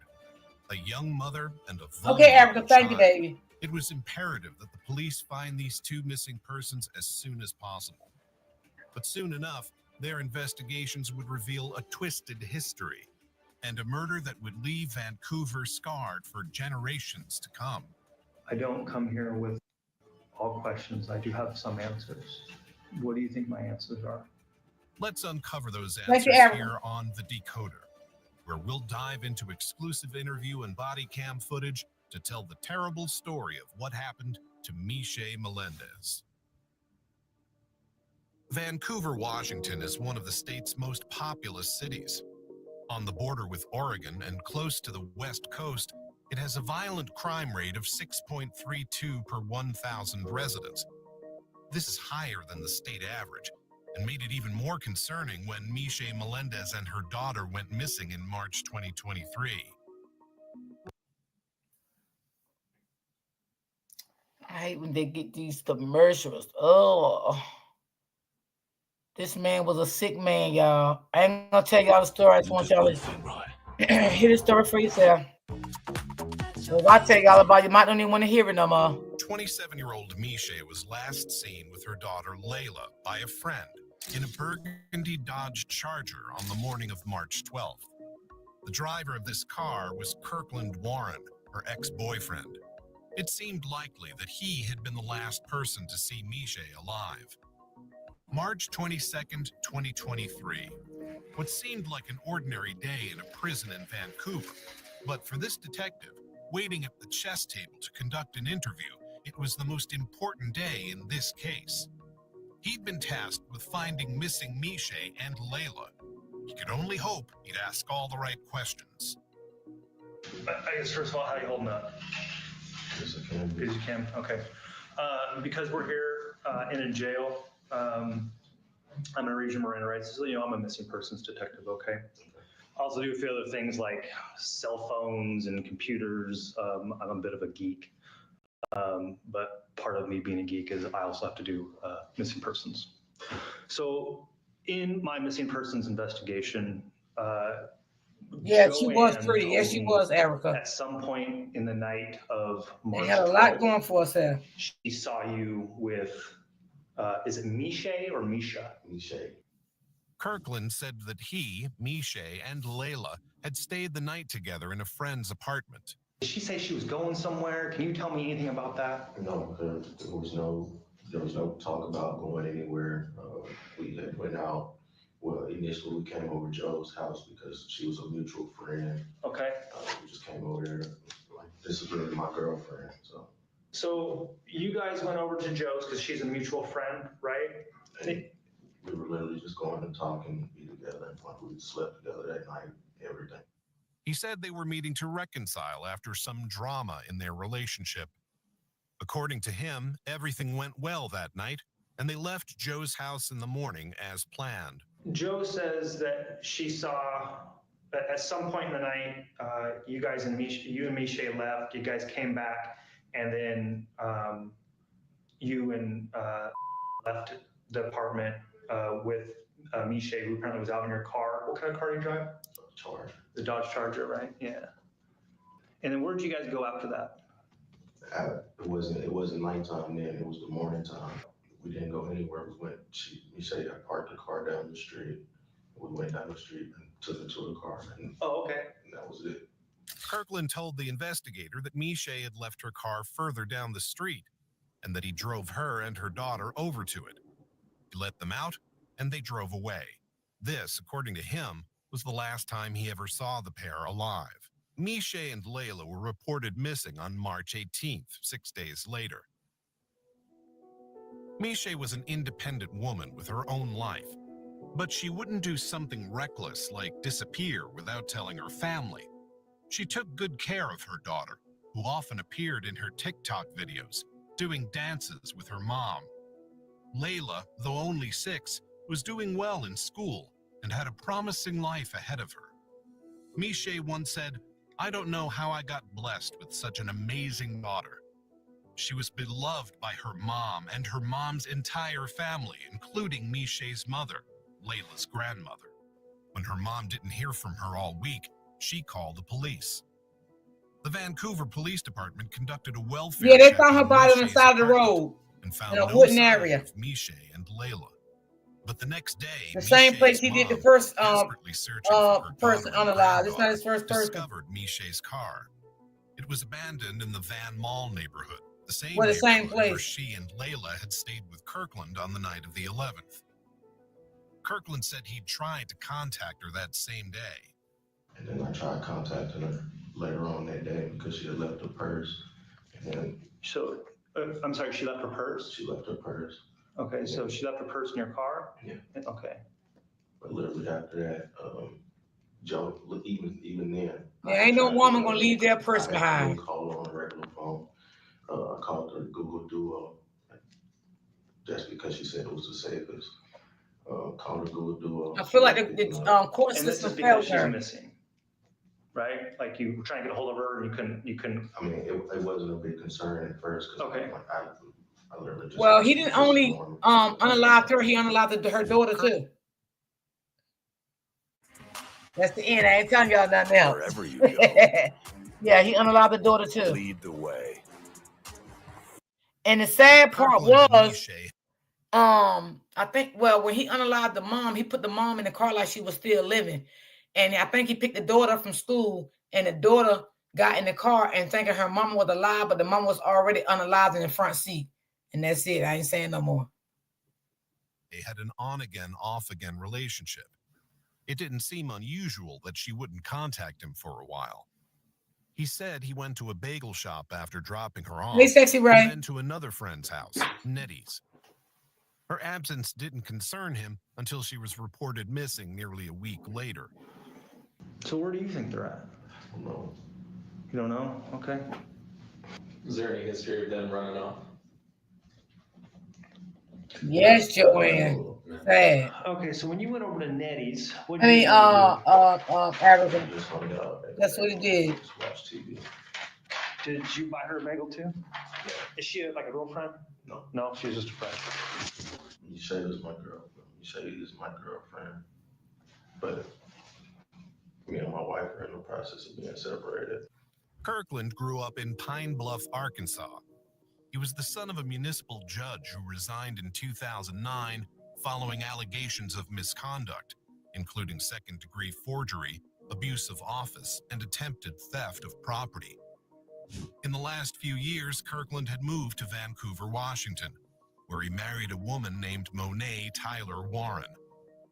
She and Kirkland had 2 daughters. Aged 26 in the spring of 2023, she worked at a bank in Portland. But she'd recently been accused of stealing money from customer accounts and transferring it to others. The theft amounted to nearly $25,000. This wasn't a random, unconnected incident. On November 21st, 2022, Monet's credentials were used to alter account information at the credit union in order to steal, and $20,000 was transferred into an account under Misha Melendez's name. Misha was also seen on surveillance footage opening an account at the credit union that same month and exiting Monet's car. The 2 women knew each other and may have been tangled up in a criminal scheme together. This made sense with Misha's social media presence. She was an active TikTok user until her last post on December 20th, 2022. Right around the time of the thefts from the credit union, she began to go dark online, perhaps trying to minimize her exposure in case of an investigation. In both of her last posts, she could be seen with Kirkland. But what was Miche and Monet's connection? How had they developed the scheme if they were indeed both involved? The only thing the two women had in common was one man, Kirkland Warren. And Monet blamed Kirkland when she was questioned by police. She said she'd been changing the account information on behalf of her husband, who'd asked her to help him steal money. He said he was divorcing Monet, but his relationship with her wasn't just turbulent, it was criminal. And this went for his relationship with Miche, too. They'd been staying at their friend's apartment instead of one of their own for a specific reason, a restraining order. You guys were going to stay, how long you guys been staying there? Literally the first night. Okay, gotcha. Because we, like I said, wasn't trying to violate or get caught violating. Understood. The previous December, Miche had called 911 to report that Kirkland had assaulted her, including firing shots at her balcony window as she was looking outside. In February, investigators had corroborated her story with a friend, who was also present during the altercation. But a mere 2 weeks later, on February 17th, Miche recanted the accusation. She said she'd lied about the shooting and that she and her friend both had mental health and substance abuse problems. She discredited herself and wanted the police to assure her that Kirkland wouldn't be arrested. But the police found this suspicious. On March 2nd, they arrested Kirkland on charges of second-degree domestic violence assault, drive-by shooting, making a false statement, harassment, and possession of a stolen firearm. The prosecutor said he posed an extreme risk to Miche's safety, with a score of 31 on a scale of 1 to 18. The judge held him on bail of $100,000 and ordered a domestic violence no-contact order. Kirkland violated this order within only hours of its issue. He called Miche twice from the Clark County Jail, saying she was the reason he'd been arrested and that he needed her to get the charges dropped. She said she was trying her best. He was released on bail later that day, but was cited in court for violating the no-contact order. A higher bail and GPS monitoring was ordered on March 6th, but the next day, the case was dismissed, and he was not fitted with a GPS monitor. They're not protected. DV has never really been taken seriously. The restraining orders are false security blankets. He was released with no GPS in the first place. With this troubled history, he was the first suspect the police looked to in their investigation of the mother and daughter's disappearance. They served a search warrant for his house and car, and on March 19th, they took him into custody based on the violation of the order. Hey, show me your hands. It's the police. Put your hands on top of your head and raise your fingers. Listen, you are under arrest for violation, okay? You understand? If you do not obey commands, force may be used against you. Do you understand? This gave the police the opportunity to interview him about Miche and Layla. So, I mean, I'm trying to gather leads, right? So if you were me, where would you go looking for, and again, if I find, I'm likely going to find Miche, right? So where do you think they're hiding out at? Where do you think would go? Where would she want to be? I don't know. The only, like I said, again, I'm not trying to point fingers or anything. Her ex-husband literally took and There's no need to guess what your customers want. These commercials With really get on my SurveyMonkey, you can know what they daggone want. nerve, baby.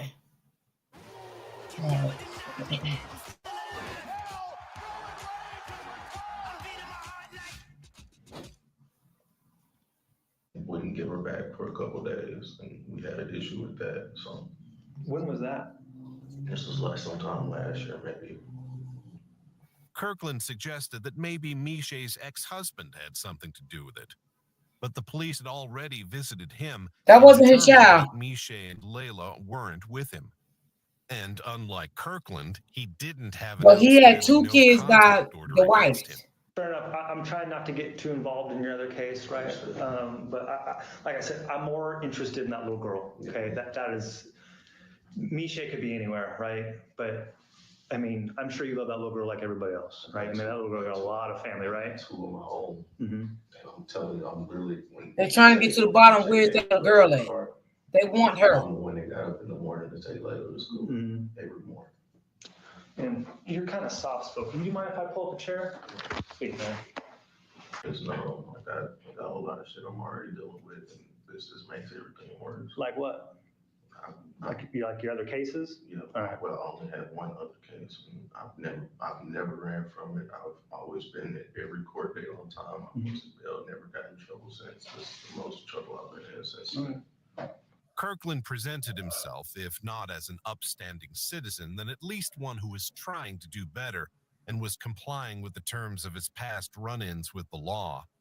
But this wasn't true, because there was something else the investigators knew about him, something that made him even more of a suspicious figure.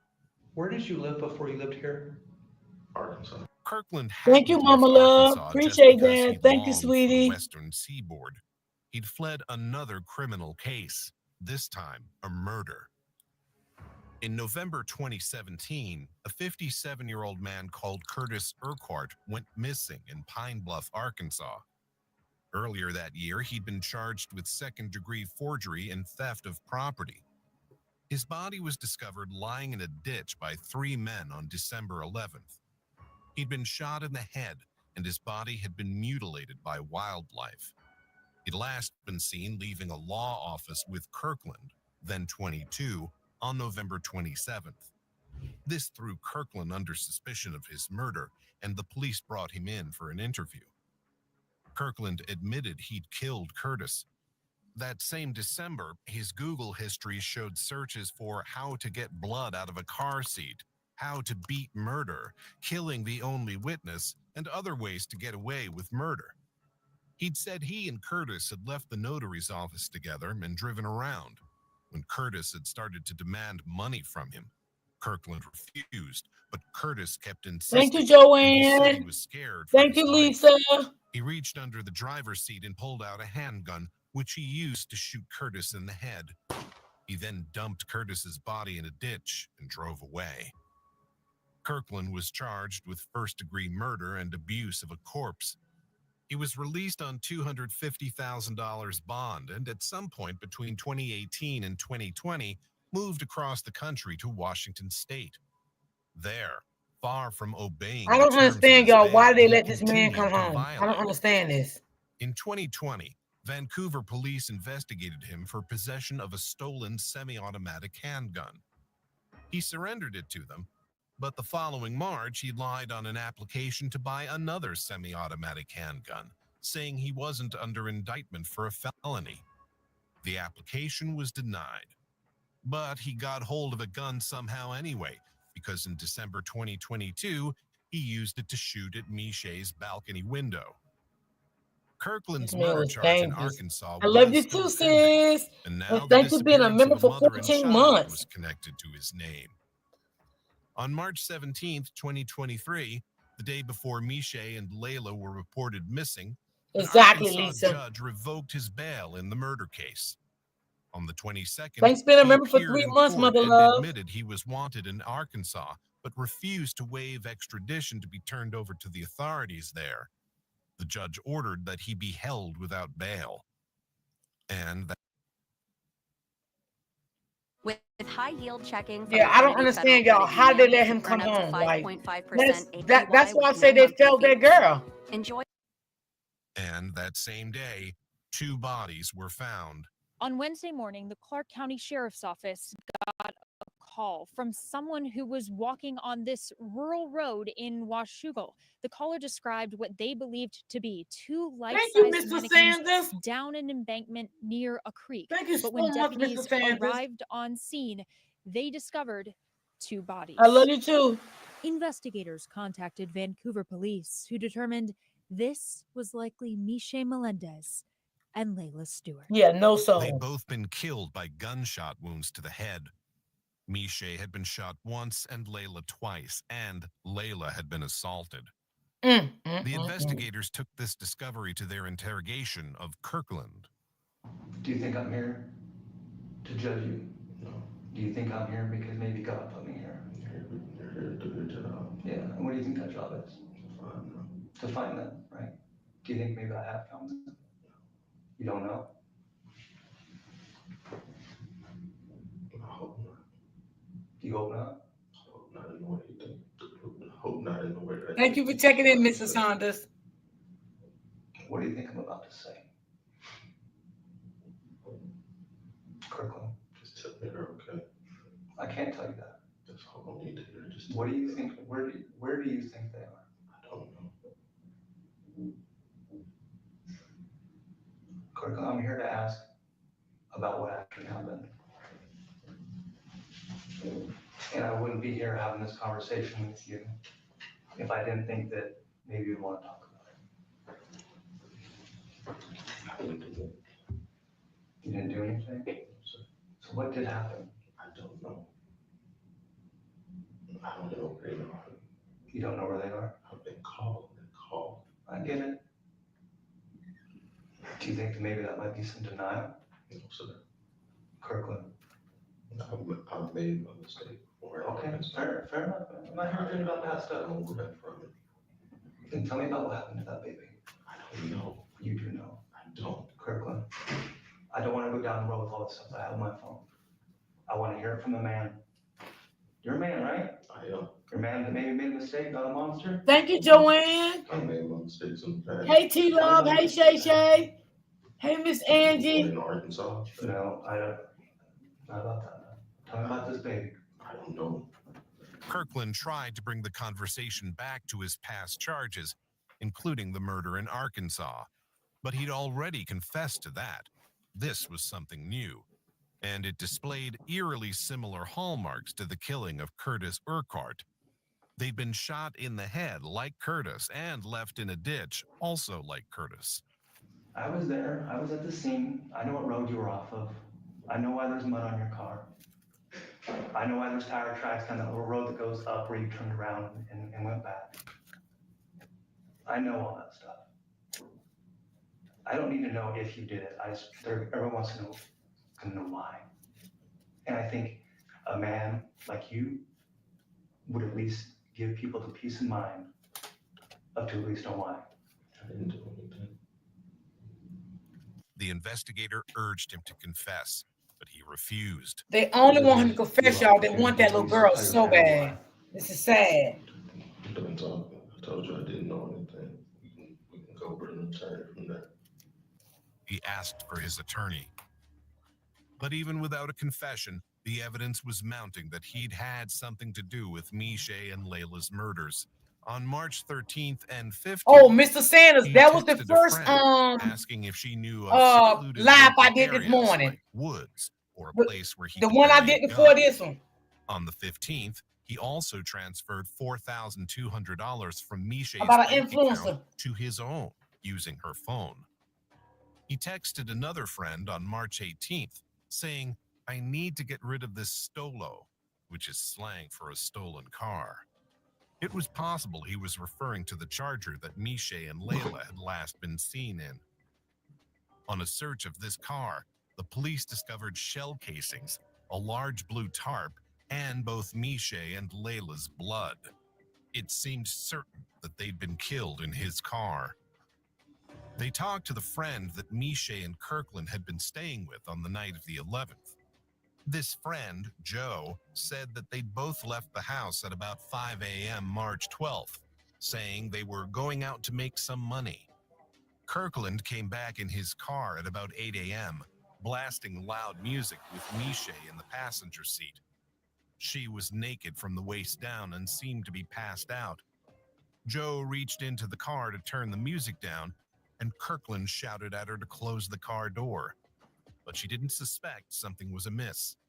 Fatefully, she handed Layla and Layla's kitten Rocky over to Kirkland, and Kirkland drove off. Kirkland... Financial. Hold on. That feeling Let you me get the get when you're commercial out on the way. budget and on And campus. Mr. Let Sanders, and if you chill. still here, just rewind it back and go to the first episode I played before this one right here. That's the one that me and Open Book was talking about. The influencer, a content creator, got locked up for beef. But if you can go back and play it from the beginning and you can hear it. That was the first one before I played this one. Become your everyday. Kirkland often took Layla to school, and she trusted him like Look a at her. father. She's a doll baby. When she got into his car that morning, she would have no idea what was coming, and no idea that her mom was already dead in the front seat. Yep. Her life had so much promise as a 6-year-old child, and it was cruelly snatched away. And Layla had a little kitten named Rocky. When that night, pictures of her, she had a kitten on her shirt. She loved cats. And when Joanna Cardinal put her in the defendant's car, she had Rocky with her. And it's our hope that Rocky was the last thing that she saw at the time in which she passed this earth. The loss of Layla has left a void in my heart. Yo, he had the mama sitting up in the car like she was alive when he got the little girl and picked her up from school. My little girl will never grow up. Our family has been torn apart by grief and the endless questions that haunt us every day. Why? He a 7-year-old and then shot her and killed her. You have judges that let him out, should never have let him out. You have a district attorney who gave him bail. Why would you give somebody bail who has this kind of a history? With all the evidence mounting, Kirkland had to change his story. He then claimed that he'd given Miche a pistol to use to protect herself in her line of work, about which he was vague. He said that on that fateful morning they'd been arguing in the car about his second cell phone, and she'd fumbled with her gun during the conversation. She'd accidentally shot her daughter twice and then herself. This was what he claimed. But why try to hide the bodies? And it would be some coincidence with the facts of the case so closely resembling the 2017 murder of Curtis Urquhart. Ultimately, Kirkland Warren had no choice but to plead guilty. He admitted to the murders of Layla and Miche, and he entered an Alford plea to a charge of assaulting Layla. This plea allowed him to maintain his innocence, but functioned as a guilty plea in sentencing. For these crimes, he was sentenced to life in prison.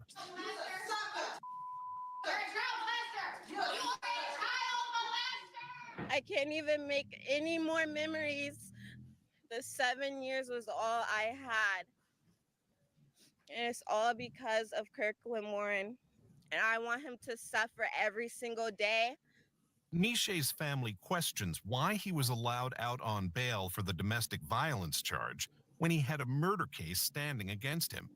The trouble is when we have a legal system with district attorneys and judges, they are horribly undertrained in domestic violence. They know laws, but they don't know a perpetrator. They don't know the characteristics of a perpetrator, and they don't know what they do to a victim. He also pleaded guilty to Curtis's murder. His sentence for this 7-year-old crime will run concurrently with the life sentence handed down for the killing of Layla and Miche. And though Arkansas is a death penalty state, that punishment has been taken off the table. It was abolished in Washington state in 2023. The motive for the murders remains unknown, though his interference in Miche's accounts and his theft scheme involving his wife Monet suggest it was potentially financial. Monet pleaded guilty to 2 counts of first-degree theft and 2 counts of attempted identity theft, and was sentenced to 2 years probation. Kirkland Warren now begins his life sentence. But the Clark County community is angry, and Miche and Layla's family won't ever move on.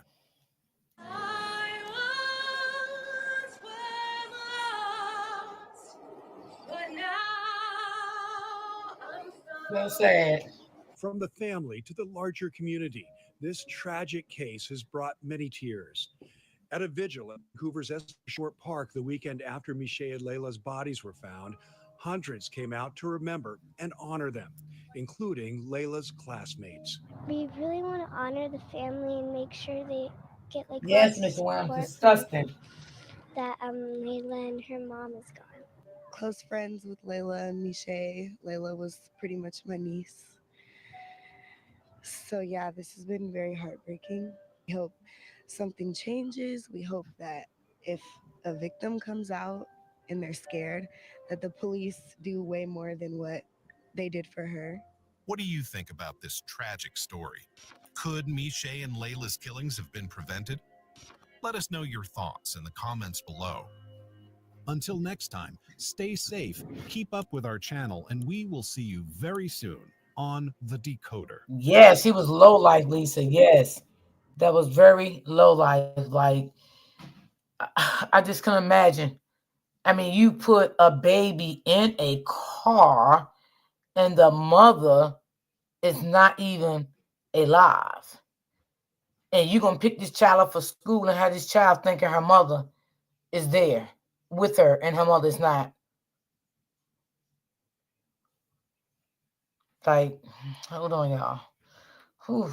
I don't know.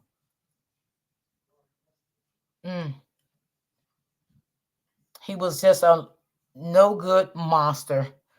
That's all he was, a no good monster.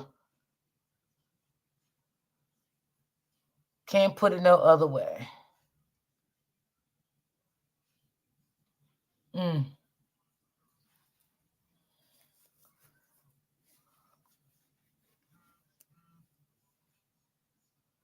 Okay, let's see. Okay, I want y'all to see this one here. This is the one I was talking about the daycare. So this is the one here.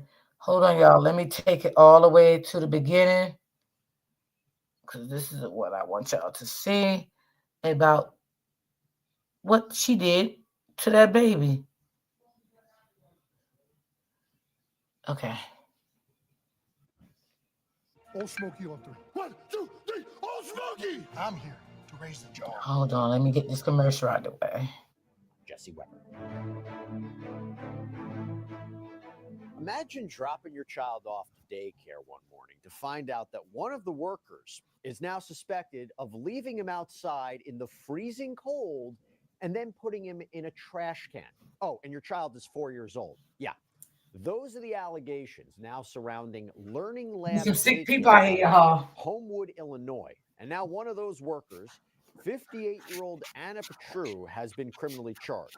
So we go back to January 13th of this month, and according to police, Petru allegedly took a 4-year-old child, placed them in an alley outside of the daycare for about 20 seconds. Now, that may not sound like a long time, but here's the kicker. The temperature that day was a bone-chilling 19 degrees Fahrenheit. We're talking serious risk of hypothermia and frostbite for this small child.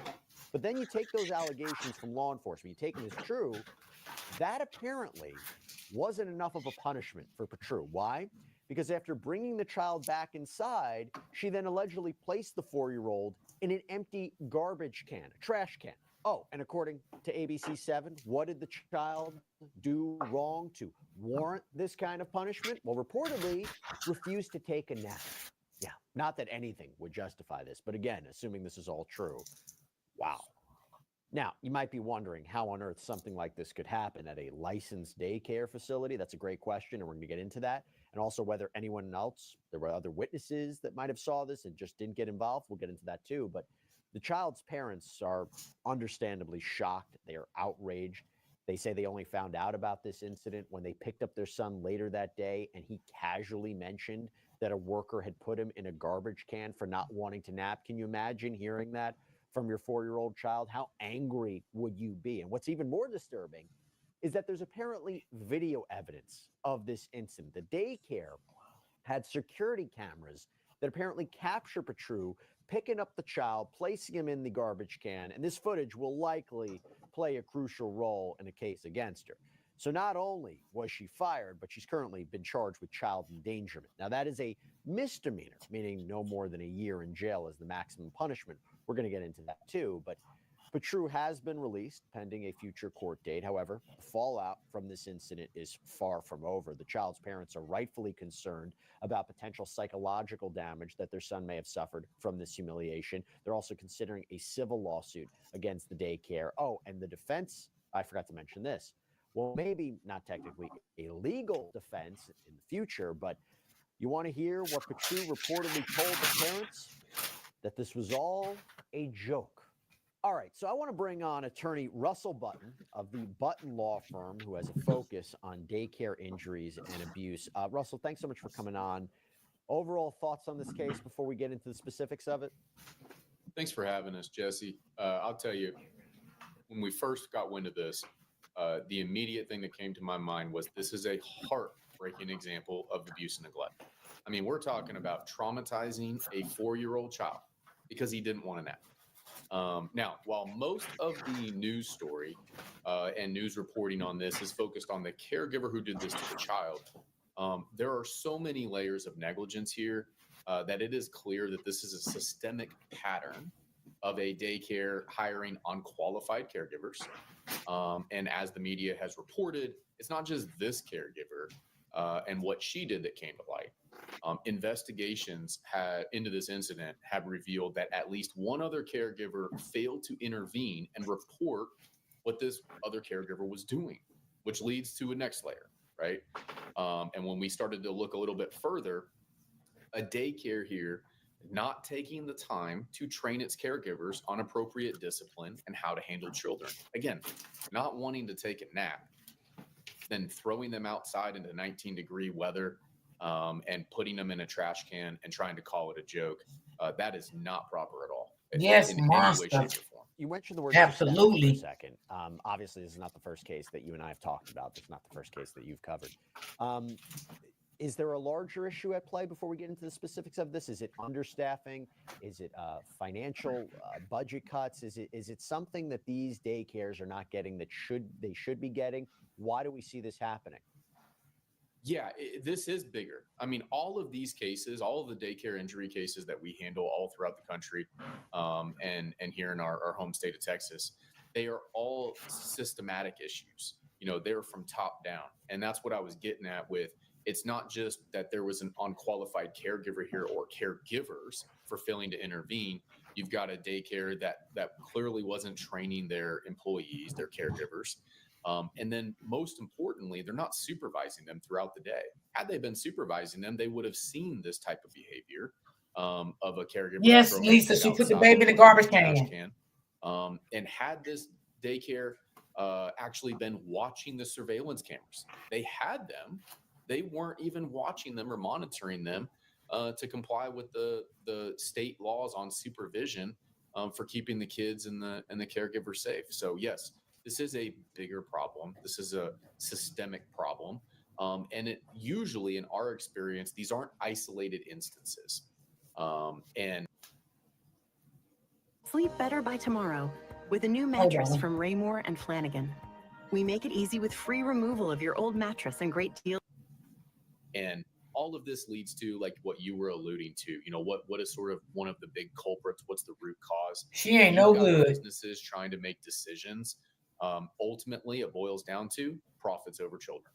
And that's ultimately what it comes down to in these cases. By the way, as you know, we talk about some pretty scary stuff here on Sidebar, and we always try to partner up with companies that can maybe add some protection to your life. I mean, did you know that your personal data is being harvested and sold online by data brokers? Yeah, anyone can buy your personal details. And when that happens, you're at risk for a whole host of things: identity theft, becoming a target of phishing scams, potentially stalking. But that is why I'm so happy to tell you about our sponsor, Delete Me. So Delete Me helps you keep your personal information private. They found dozens of data brokers with my personal information posted on so many listings, but Delete Me help remove it. And they will keep monitoring the sites for you so your information doesn't find its way back on there after the first removal. And honestly, using Delete Me has given me peace of mind about my family too, because if someone buys your data via a data broker, they can see information about your relatives too.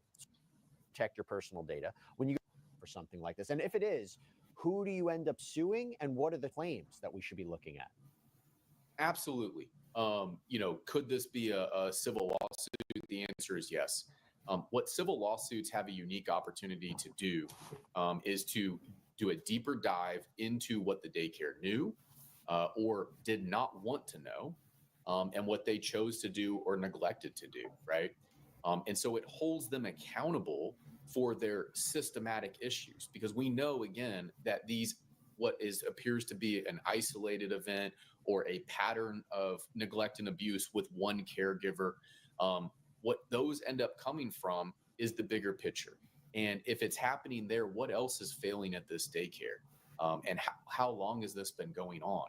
So that's one side of the civil claims that has a unique opportunity in those civil lawsuits that's far different from the criminal case. And by the way, you're saying potentially, I'm just, I'm thinking about theoretically here, a class action suit. So other parents who dropped off their kids there may go after this daycare, because again, was this just an isolated incident? Or if you think about it, like from their perspective, the parents' perspective, right? They had apparently been using this daycare for quite some time, and maybe are wondering if there's other occasions where something like this could happen. You wonder if other parents might have had similar circumstances, and you look at the footage. But talk to me about, do you mean just a specific lawsuit with respect to these parents, or could it be larger? Well, first off, it would be what we know here today. It would be a lawsuit with just these parents for what happened to their child, right? But again, are these things only happening to that child? That's just the information that's come to light so far. We've got other cases, and we've been handling cases where when they start to look into what happened to one child and one family, they realize that other children were being affected. So in situations like this, when something becomes, publicly known, any other parent who has their kids at this daycare, they need to ask themselves the questions: hey, did I miss anything? Is there anything that may have been going on with my child? And hopefully the state investigations can reveal that information. And if so, and if something happens to any other child, then yes, there would be more than one civil lawsuit that could be brought by any child that was significantly impacted at this daycare by that caregiver or by any other ones. And what are we That's so talking about true. in terms of the actual causes of action, the actual claims, and what would the damages be here? Does it matter how much, this had an effect on this individual child, or is it the fact that this, assuming this is true, right? This is all allegations, but assuming this is true, is it just the fact that this was done that in and of itself proves damages?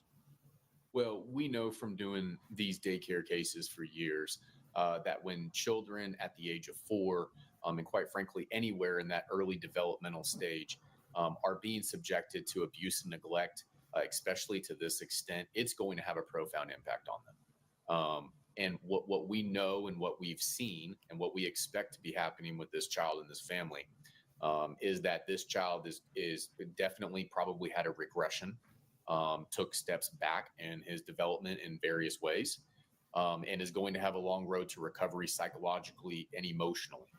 Being able to trust adults again, being able to understand proper discipline methods, Absolutely. being able to take direction from a That's caregiver, or even be in a social setting like this. We've seen a whole litany of damages associated with abuse and neglect cases that we fully expect to be here. So with what we know here, I expect that the damage model is significant here for this family.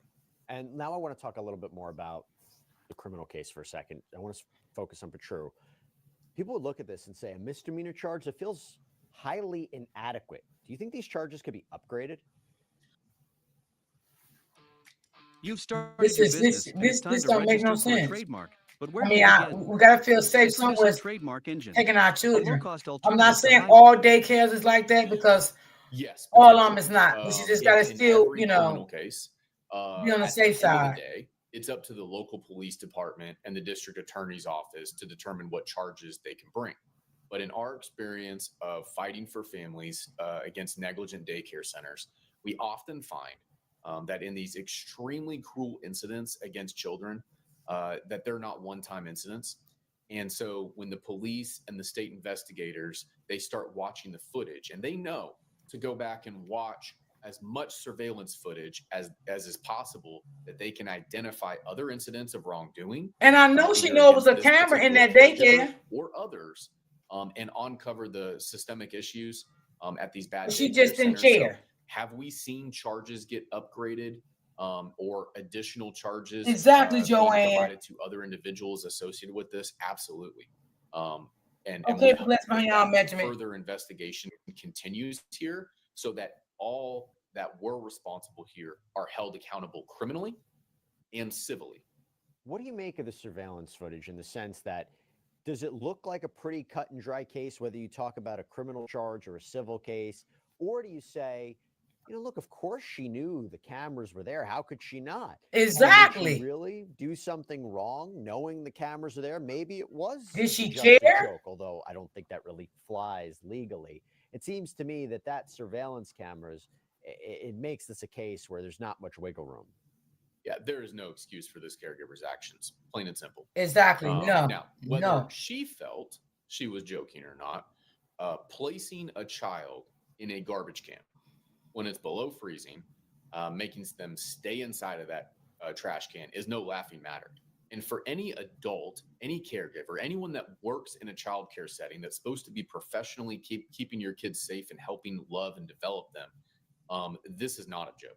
And anyone that Absolutely. watches this knows that it's not a joke. So that was just simply an out and a trying to make an excuse by that caregiver. And anyone that backs that up for the daycare is just flat wrong. This video Absolutely. is crystal clear. The surveillance cameras at daycare centers, they're there to give the families peace of mind. They're also there for the daycare to be able to supervise what's going on. So what happened here on this camera doesn't lie. There's no excuse for it, and it is definitely not a joke. Is this the kind of case that goes to trial, or is this the kind of case that she takes a deal? Honestly, based on the evidence, it's hard to refute the surveillance footage. You would want to think that this is the kind of case that both her and the daycare would want to settle in order to avoid all the bad facts getting out there, own up to it, take accountability for it. And same thing with the criminal. That's up to her and her legal team. But to take this forward, while you never know what happens, I can't imagine that somebody would want to try this. Right. But we have Absolutely, seen because she stranger won't things happen win. before in these criminal cases associated with daycare and child injury crimes. And when do we think about this, right? So according to ABC7, this was reported to police before 9 p.m. that night. Talk to us about how important it is to report this immediately, right? Because if you wait, could that hurt your legal claim? And by the way, if this child didn't tell his parents, would they have ever known? That's the shocking thing, Jesse. That's a good question. You know, these daycares a lot of times, they just kind of stick their head in the sand and they hope that the children are never going to say anything, and or the parents aren't going to do anything, and they don't report it. And so what we always tell Yeah, parents, you're is right, that Joanne. She might educate forgot. them on this basis. Anytime you hear about something happening at the daycare that sets off a red flag, you should definitely start to ask questions, and you should look to report it to the state. If there are serious injuries and abuse and neglect happening, you absolutely should, and report it to the proper authorities like the police. Because many times in these daycare cases, when egregious things happen, they rarely own up to it. They either try to ignore it and hope that nobody says anything, or they try to cover it up. Or everybody needs to take up for everybody and cover it up. He right. I agree. I definitely agree. Easy to use touchscreen. Hey Google, play my pregame playlist. And try to put things in place to cover it up. This one just wanted to try to ignore it and hope that the kid never said anything. Thankfully, the child did, and the parents were thoughtful enough to act on that and carry that forward. And now here we are with this investigation and all this coming to light. And honestly, that child and that family, they saved other kids, and they're going to hopefully prevent this from happening to other children. So reporting any action by the daycare should be a number one priority. When they see something, when they hear about something, they should immediately report Joanne, it. that was one of my grandkids? So No way. Investigated. Yeah, baby. Everyone and any failure that happened gets held accountable and gets brought to light. 100%. And it's going to be interesting because I want to read you a statement in a minute. But again, I think this reinforces the idea of that open communication that you hope parents have with their children, where children feel comfortable telling their parents about something that happens. Because again, you have to imagine they may have never known. Now, you talked about a statement here. You talked about reactions. So there is a statement from Learning Lab, and I want to read it to you. It says, "We tried to work cooperatively and transparently with the family. We are working with our licensing agency, DCFS, and the Homewood Police. We have shared additional information we became aware of yesterday because we believe it warranted further investigation and possible action against the person who did this. We have also fired a second employee who failed to intervene." Russell, few things here. A, the idea that they've taken action against somebody else who they believe failed to intervene. When they say they tried to work cooperatively and transparently with the family, what does that mean? And now that they're working with DCFS, what can we expect? So I know three things from that They statement. just said that, Lisa. Well, And they legally, fired her they're for not obligated intervening. to cooperate with state officials and the authorities. So the fact of that being something to, reward or be proud of is a baseline minimum. Obstructing justice should never be done, and it shouldn't be rewarded and appreciated that they're cooperating with DCFS and the police investigations here. That's just first and foremost. So the fact that that's even called to light, it begs a different question. Why would you say tried? And whenever we hear and we see statements like this, and we tried to cooperate, we tried to look further at these types of things, what happened before all of this that allowed it to get to this place? And why would try even be in the equation? So when I look at this statement, here's what I see from being involved in these types of cases. I'm glad that the daycare is now working with the authorities, but it's just frustrating that it had to get to this point. Child care laws are so comprehensive and aimed at preventing any incidents. Looked of like it was harm two or more injuries adults to in kids. there. Maybe I'm seeing wrong. The daycare's director, management, and owners, they should have complied with all these safety measures from the start. Because had they done that, this was 100% preventable. This caregiver shouldn't have been in that room with those children. This Because look, never it was happened to once this by the specific table with family, this chair. and anything else that Look, it comes was out in this one here. investigation should And have look, been it's caught one was earlier, walking over. should have been See, directly look, right brought to here. the attention of the parents. That's And one. there should have been open And and who is transparent this? Did communication y'all see it look like it was along the two? way, not just when it finally got to the authorities and they started investigating it. Yeah, you talk about, a further investigation. Also, this family has been using Learning Labs reportedly for 2 years. They're not going back. So again, it does become a question what was going on in those last 2 years.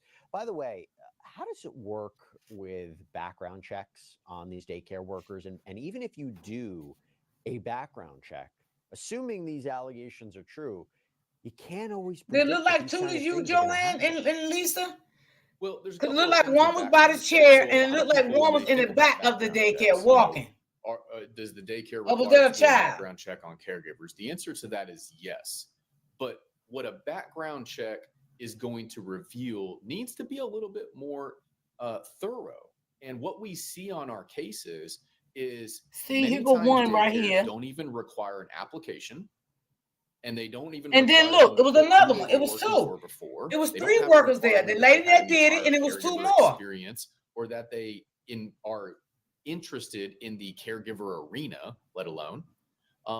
And on these, many times they're not even required to put references and doing Joanne reference checks. crazy. And so in some of these cases, we've when we get into the discovery, we're learning. They say, "Oh, we did a background check. We Yeah, cleared, I saw the two state too. sent Yes, us a I thought letter I and said wasn't everything is crazy. good." Well, that's great. I mean, You're that's gonna the come bare somewhere bones from back minimum, here, but over the here in this state's not area. actually See, interviewing look, these you see kids. it? Y'all The see it? state's not actually taking a look at That's their her. resume and experience. That's They're one. just doing a straight criminal check. That's it. From what the background check is revealing. We see in these cases That's that two. we have caregivers that are hired that have previously been burnt And that's out three. at other daycare facilities, and they lie about having cancer, and instead they actually have severe anxiety related to being burned out by other prior care experience. That's alarming. We have other ones where the reference checks, had they actually called them, all the reference checks would have said this individual is not safe to be around kids. Wow. We have other ones where when we actually subpoenaed the prior employer records, that it shows that there is a pattern and a history of bad behavior or something that would have alarmed and alerted a red flag, right? And then also what you got to remember is a lot of these caregivers that are coming into daycares now are younger, right? And so when you're not asking about what did you do earlier, there, because juvenile records aren't going to show up on a background check. And so what happened between, 14 and 18, we've seen many cases where that doesn't show up on a background check, but they have DUIs, they have assaults on their record and different things that they should never be around kids. So when I hear that from people that said, well, we did the basic background check, we asked the questions that, the state requires, is that enough? Is that enough? And the answer to that is always no. You need to do more. You need to make sure that this individual that you hired is actually qualified to keep kids safe and to love and care and develop them and be proud of what they do. If that isn't the standard that's being met when people are being hired at these daycares, then don't hire them and be honest with the parents about it. But then you've got to train them and supervise them. So starting point is qualification. That's the baseline. But then you've actually got to make sure that this person adds up along the way. Lisa said 3X. 100% well said. Because again, you're not getting a job as an office clerk.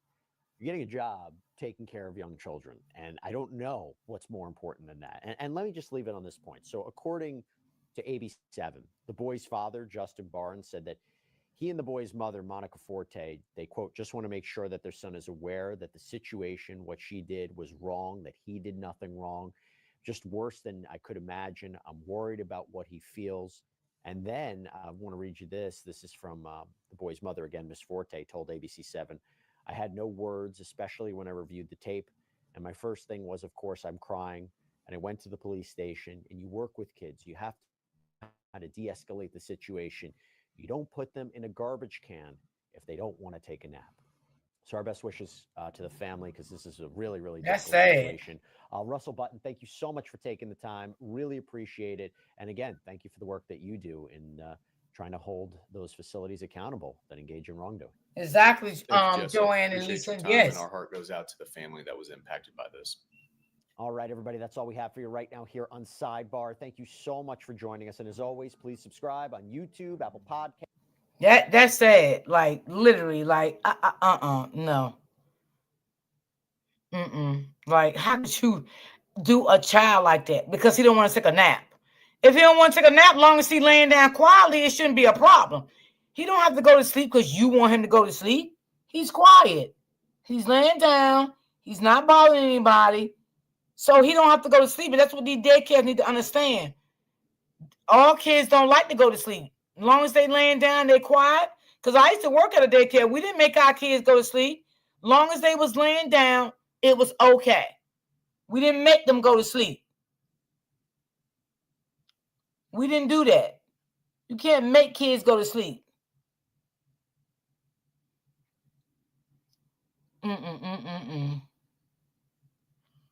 Okay, this is the one I think. Let's see here. Okay. Let's see. I think this is the one about. But Yeah, okay. This is the one earlier, y'all, with the guy on my thumbnail. This is him. So I found it. So hold on. Let me just bring it back to the beginning, because this is the guy that was on the thumbnail that took his whole family out. So let me just bring it back. Hey, who are you? Is that your dad? What happened? He came down. There was a man. But as detectives dig deeper, You know that somebody hurt your family. Yeah. And you know who hurt your family. No. Oh, yeah. You do. the story told by the lone survivor begins to unravel. It was daylight. It was hot. This person wearing all black and a ski mask and gloves, breaking in a back door, it didn't add up.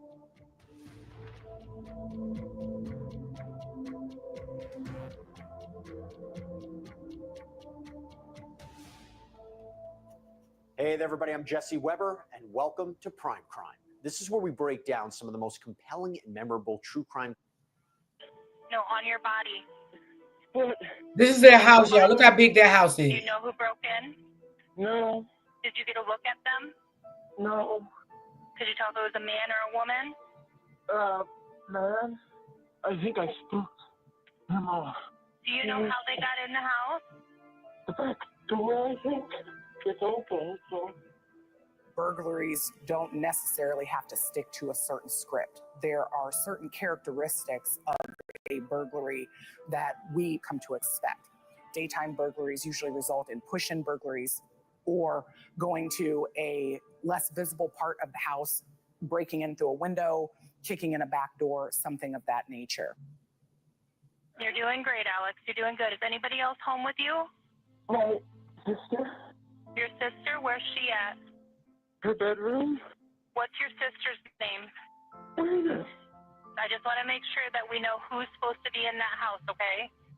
This person that you saw in your house, did they leave out the back door? Yeah. How long ago was this?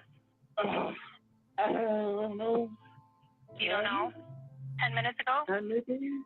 Do you remember what color shirt or what color hair this guy had? Anything about him? Black?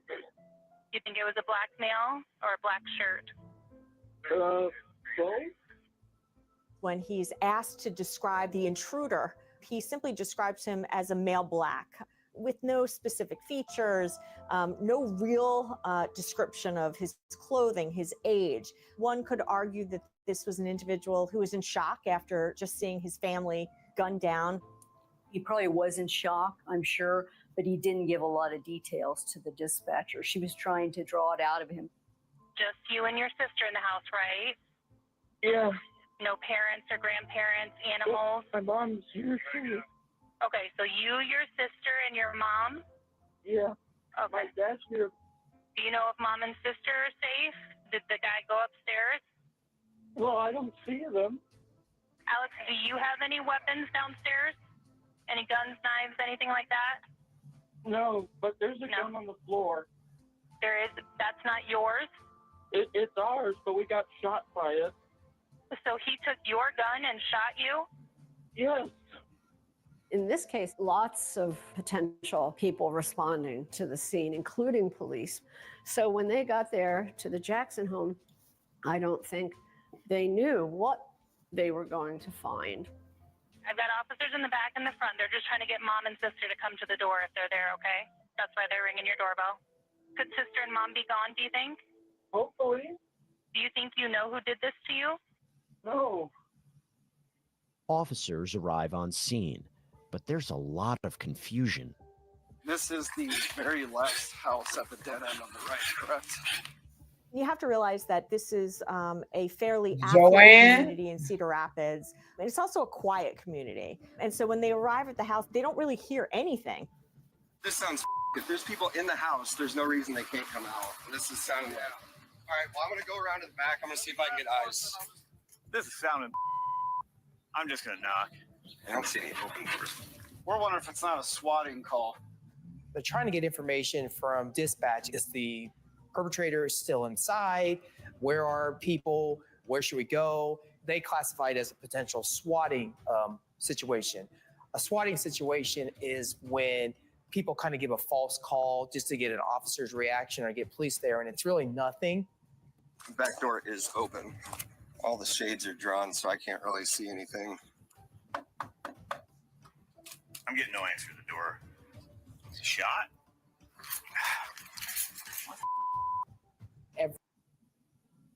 A 3% IRA match with Robinhood This Gold. boy know he need to be ashamed of himself. Has commenced.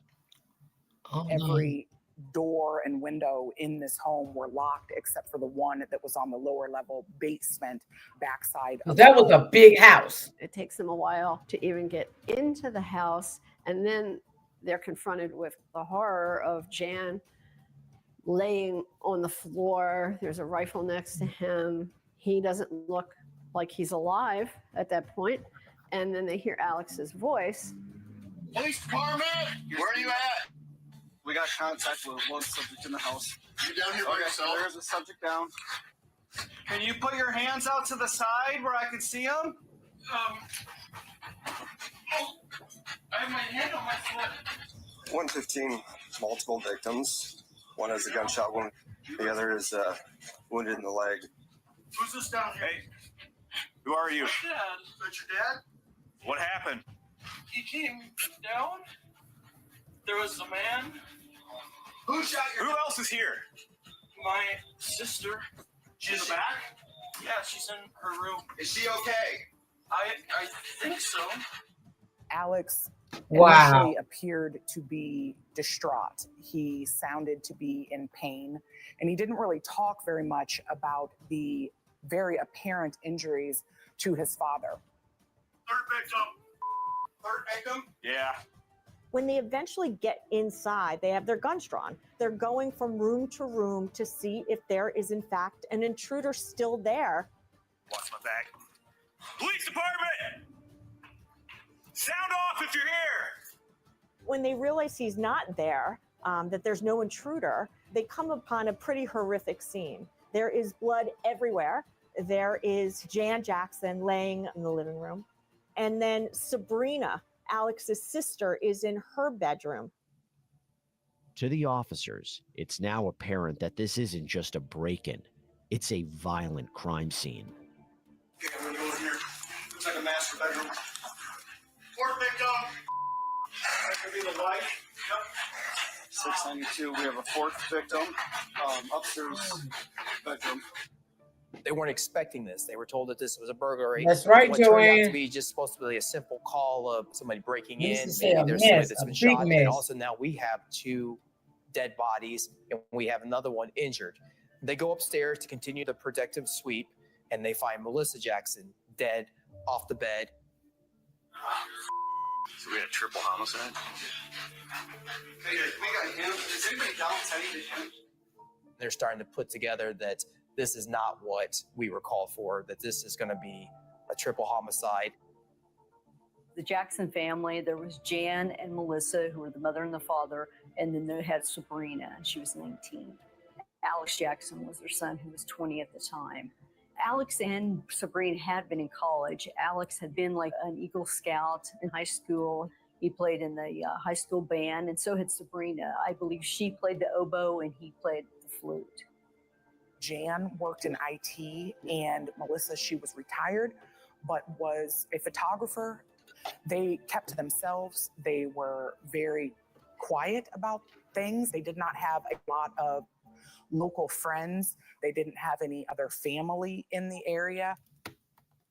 Investigators are now confronted with a storm of unanswered questions. Up next, the hunt is on for a killer, but could the culprit be closer than they realize? So you got some blood on your hands too. You mind if I take some photos of that here real quick? I think it's my foot blood.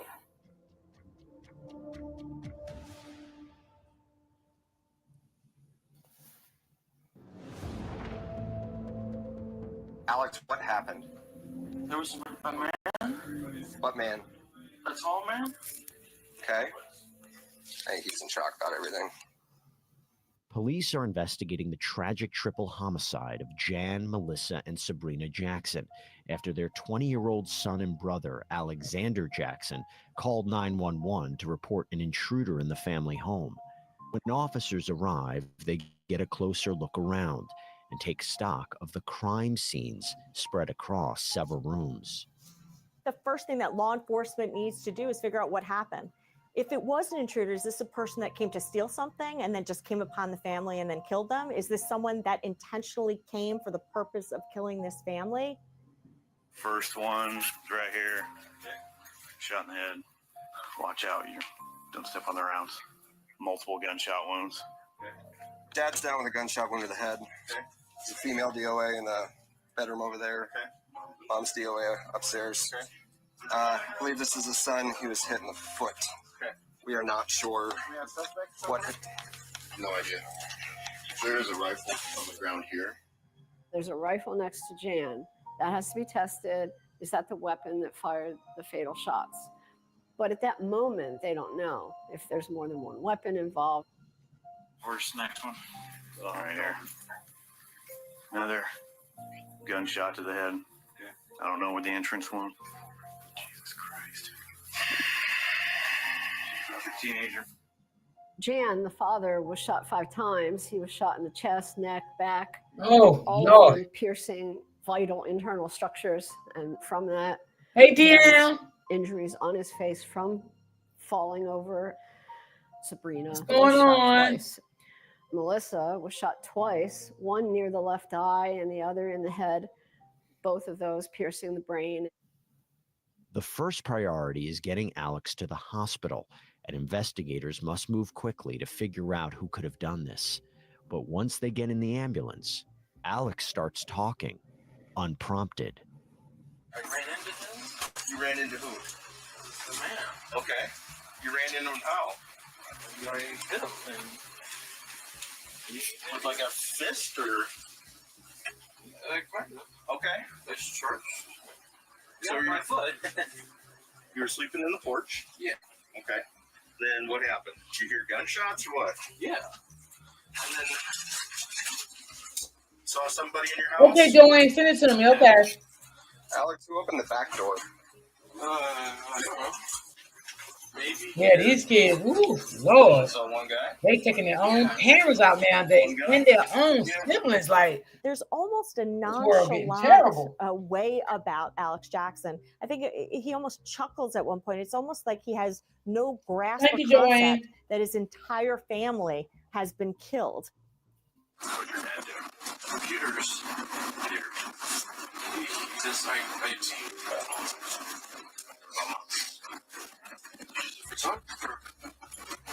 she's really good. Once they arrive at the emergency room, Alex continues talking, and at times he repeats what he claims he saw that morning.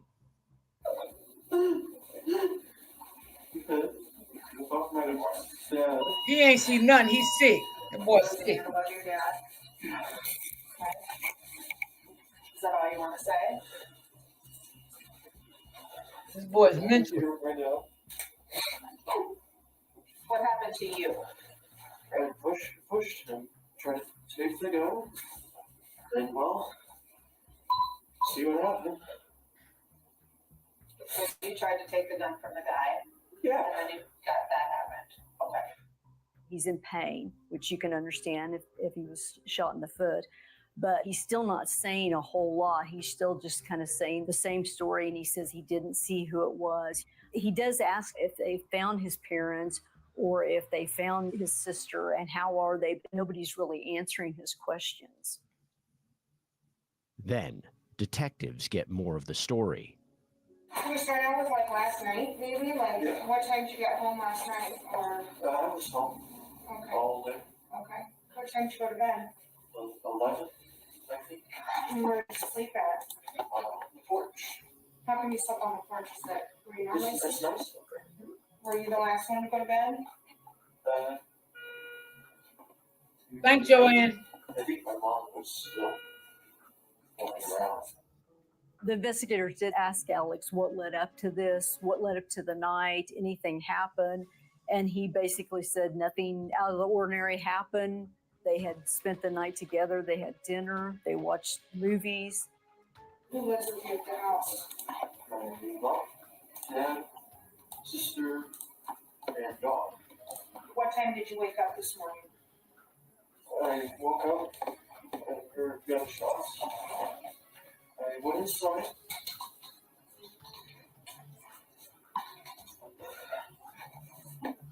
You take your time down. He's taller than me, I think. I don't know where he was there. I heard him downstairs. So I went downstairs. He was messing with my dad's gun. Did he have a mask on? Oh yeah, one of those ski masks or whatever. Did you see his hair? No. How about his shoes? I think they're great. Again, they ask him questions about the intruder, about what the intruder looked like, how it was that the intruder came in throughout the questioning, whether it be in the house, in the ambulance, at the hospital. He's not very specific. He describes him as male black. He describes something that they're wearing. He describes at one point the guy cursing, but he really doesn't give any substantive. He's not giving no details. That's why they're going to find out that he the one did it. One would expect they'd ever be able to find that person. He was messing with your dad's gun. And then what happened? Well, he's messing with her. And oh my dad, I think. He was on the floor. And I ran at him. You ran at the guy? Yeah. And what happened? I pushed him. Did he say anything to you? Quite deep. Quite deep. Yeah, deep close. What did he say? You think I got his gun and let my go. Fired, and then obviously that happened. He fired back Yeah, and it shot you in the foot? yeah. I think I fell. I saw him running. But I don't care. That's my phone. And then I pulled up. Investigators begin to realize many details of Alex's account aren't quite adding up, so their focus begins to narrow on Alex himself. You think someone was upset with your family? It's just that way. I don't know what. You don't know who or what they'd be upset about. How do you feel about your family? I love my family. Did they ever do anything that upsets you? Oh yeah, definitely. He very rarely showed any remorse for his family. He started to express, like, are they okay? It was like a rehearsed speech that he had ready. Like he said, like, I love my family. I love my parents and my sister. You may not believe me, but I love them. There was no passion or raw emotion. He's acting like it's just like no big deal in a way, the way he talks, but it is probably going back to he could still be in shock, or maybe he's just an awkward kid. He says he loves his family. He doesn't have any problem with his family. And they keep pushing that because they're trying to get more answers about it. But he just says that it wasn't him. Despite Alex's statements, the evidence at the scene appears to be pointing in a different direction. Coming up, Joanne, check your detectives inbox. wonder if Alex Jackson is telling the whole truth. I would just like to understand why. If you don't want to talk about all the details, that's fine. I didn't do this. That's what you're trying to say. Okay, he got smart, honey. By the way, as you can see from a story like this, the content that we're covering here on Prime Crime just shows you that the world is not a safe place. And one of the things that we try to do is partner with companies that can help to protect you. And that includes Home Title Lock. Because I don't know if you know this, but apparently home title fraud is rampant right now. Yes, so I met with the people over at Home Title Lock. They're our incredible partner and sponsor. I'm not going to lie to you. They freaked me out. This is an example of a fraudulent quitclaim deed. Got filled out, go after the equity. They take out loans.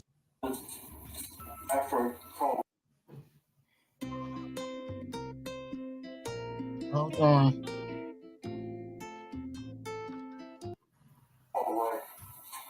Was your dad saying anything, or did you talk to him about it?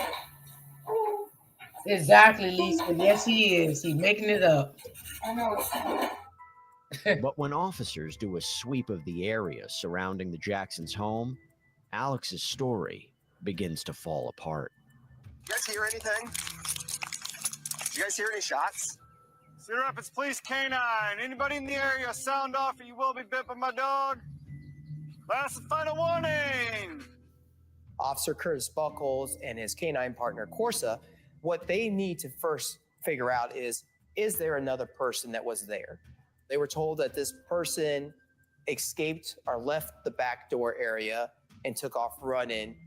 They wanted to see if they could pick up the scent of another individual. They checked the trails or areas where someone may have gone. Those weren't disturbed. They looked for fingerprints. They looked for DNA. They looked for anything to show that someone broke in to disturb something, to take something. There's no indication of that. When you talk to these construction workers, though, at some point, Make sure no one, she's not picking anything up coming through here. So I've walked all this, and the only place she had interest was right here. Back at the hospital, detectives confront Alex on the inconsistencies in his story. After he shot you, he left. I think so. Okay. Did he still have the gun? I don't know. Okay, where else would it have gone? Did you get it away from him? I don't remember. I know we were wrestling over it. The investigators during all this, they're like at his home, going through everything. What was strange was that there was nothing amiss in the house. Nothing was turned over. Everything was in its place. There was even, I believe, a puzzle nearby on a table that none of the pieces were on the floor. When we stepped out, we talked to our coworkers. They were out.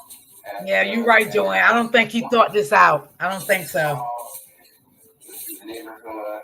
They would have did him the same way they did the whole entire family. The reality is there's not any evidence that anyone else was over at your house. It's okay. Exactly, Lisa. Now, do you want to tell us what happened? Narcissist. Yes. And the man was there. I fought him.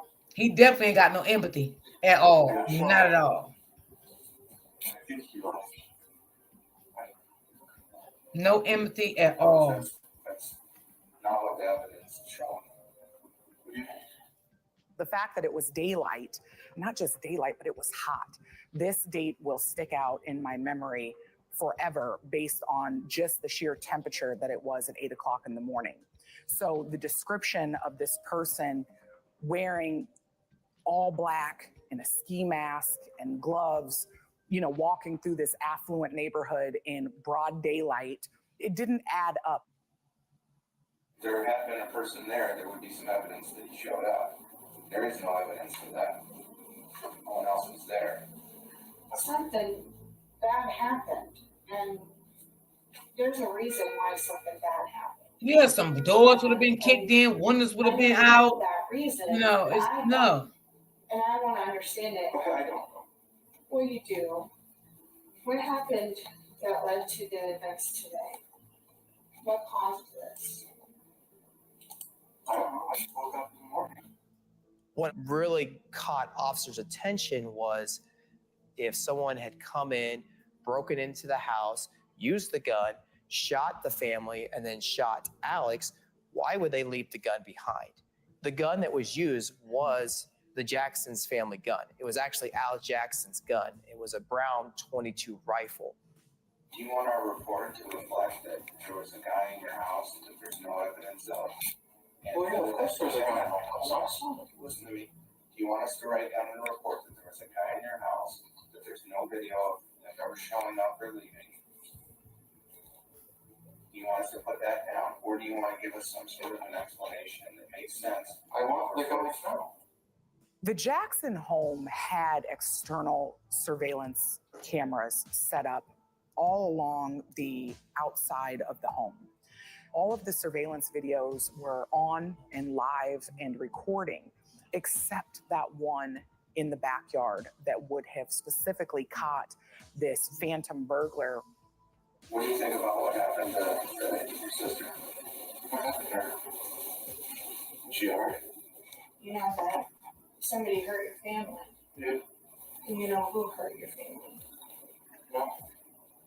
Oh, yeah. You do. Not really. What do you mean? It's like, yeah. There's not a guy.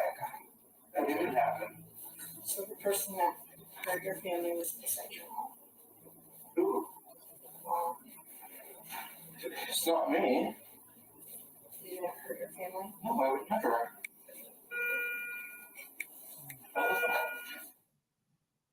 There's one key question still on everyone's mind.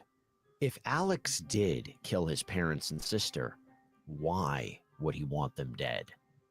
You work anywhere? No? Where'd you go to school at? Iowa. Oh, are you still in Iowa?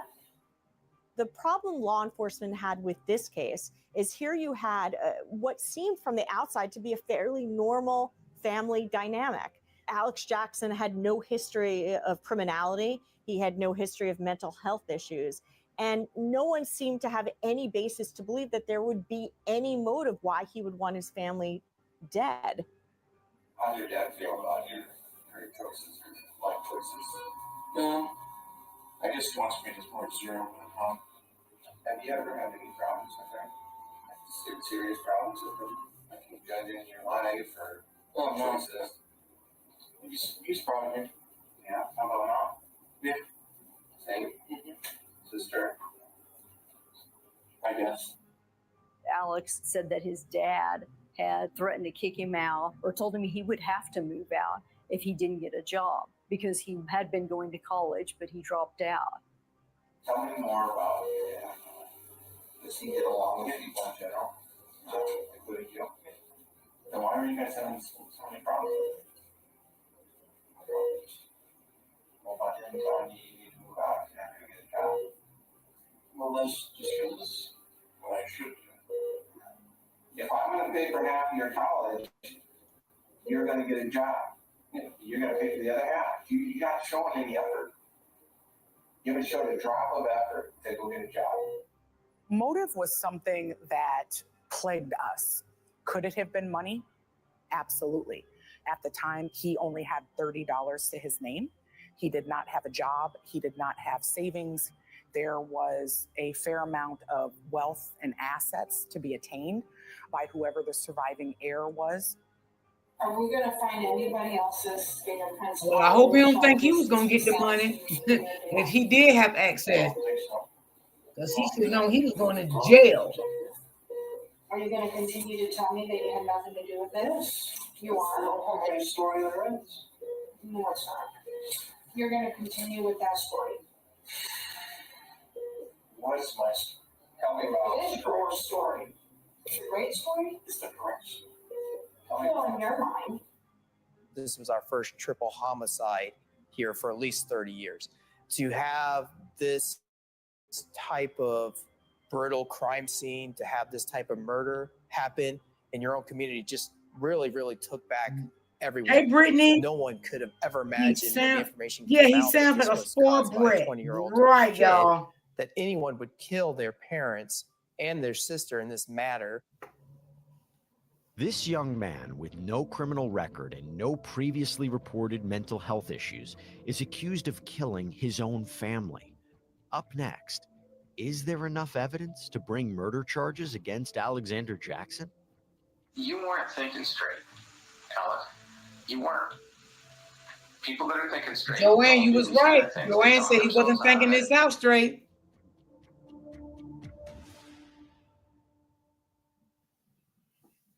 By the way, we plugged in Alexander Jackson into Truth Finder, our sponsor, the powerful background checker. It is so easy to do. You just plug in a name, location, and you get all of these details where someone...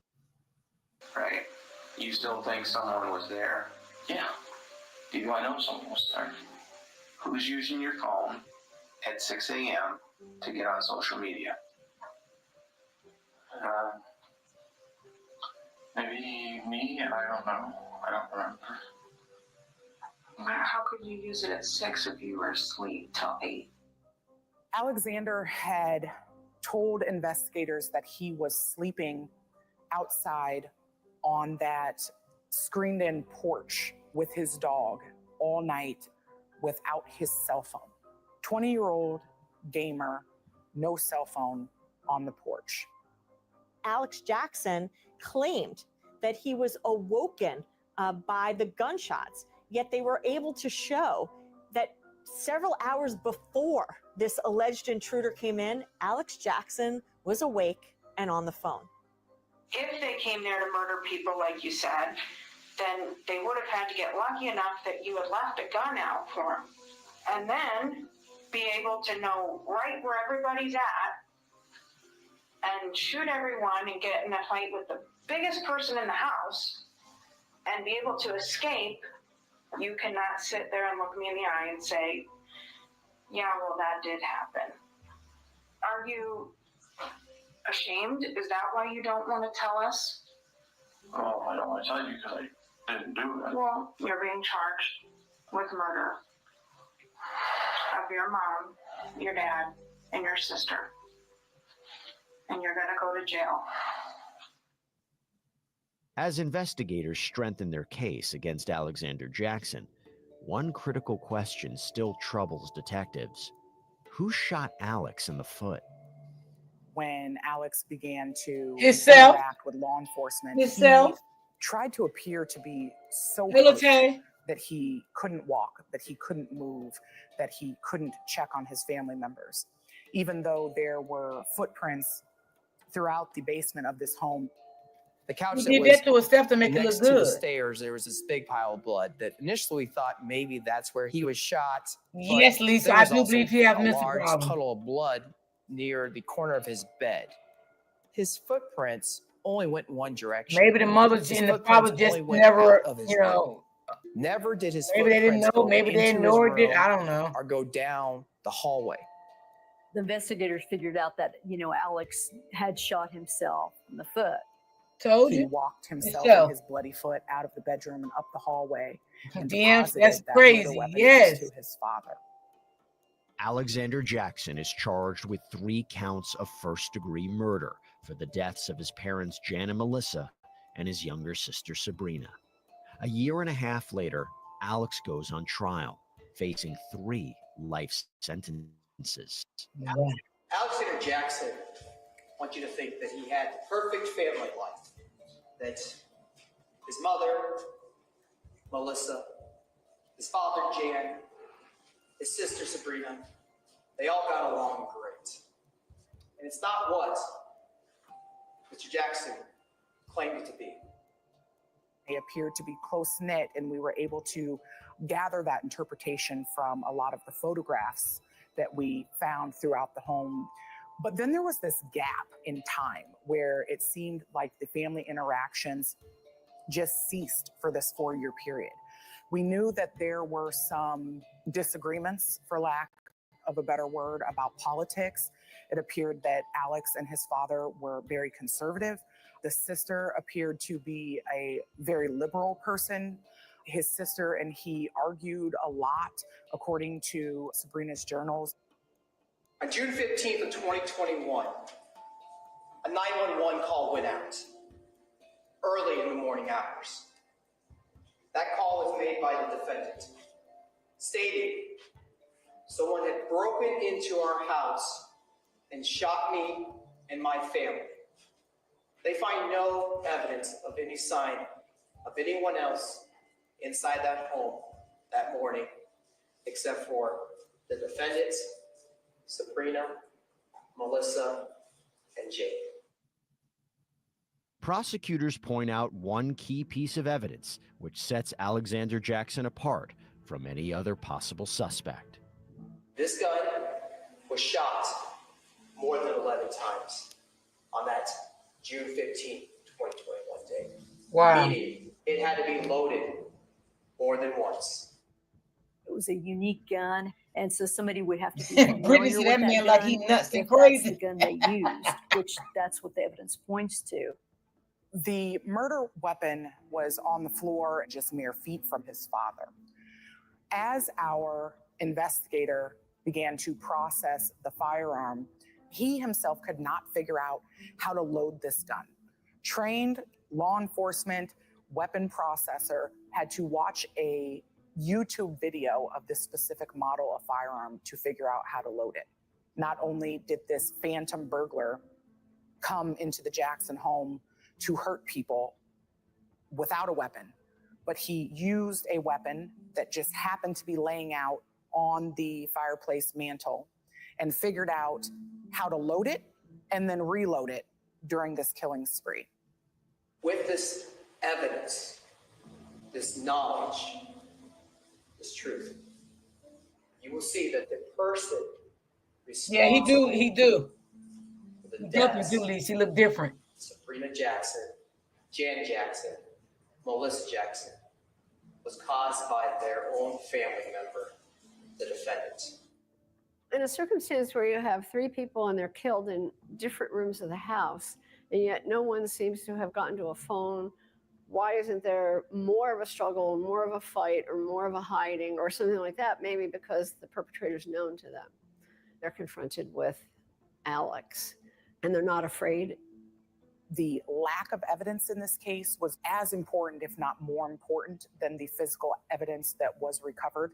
The lack of a fatal or attempted fatal wound on Alexander Jackson, coupled with all of the other physical evidence that only could point at Alexander Jackson, were how we pieced this case together.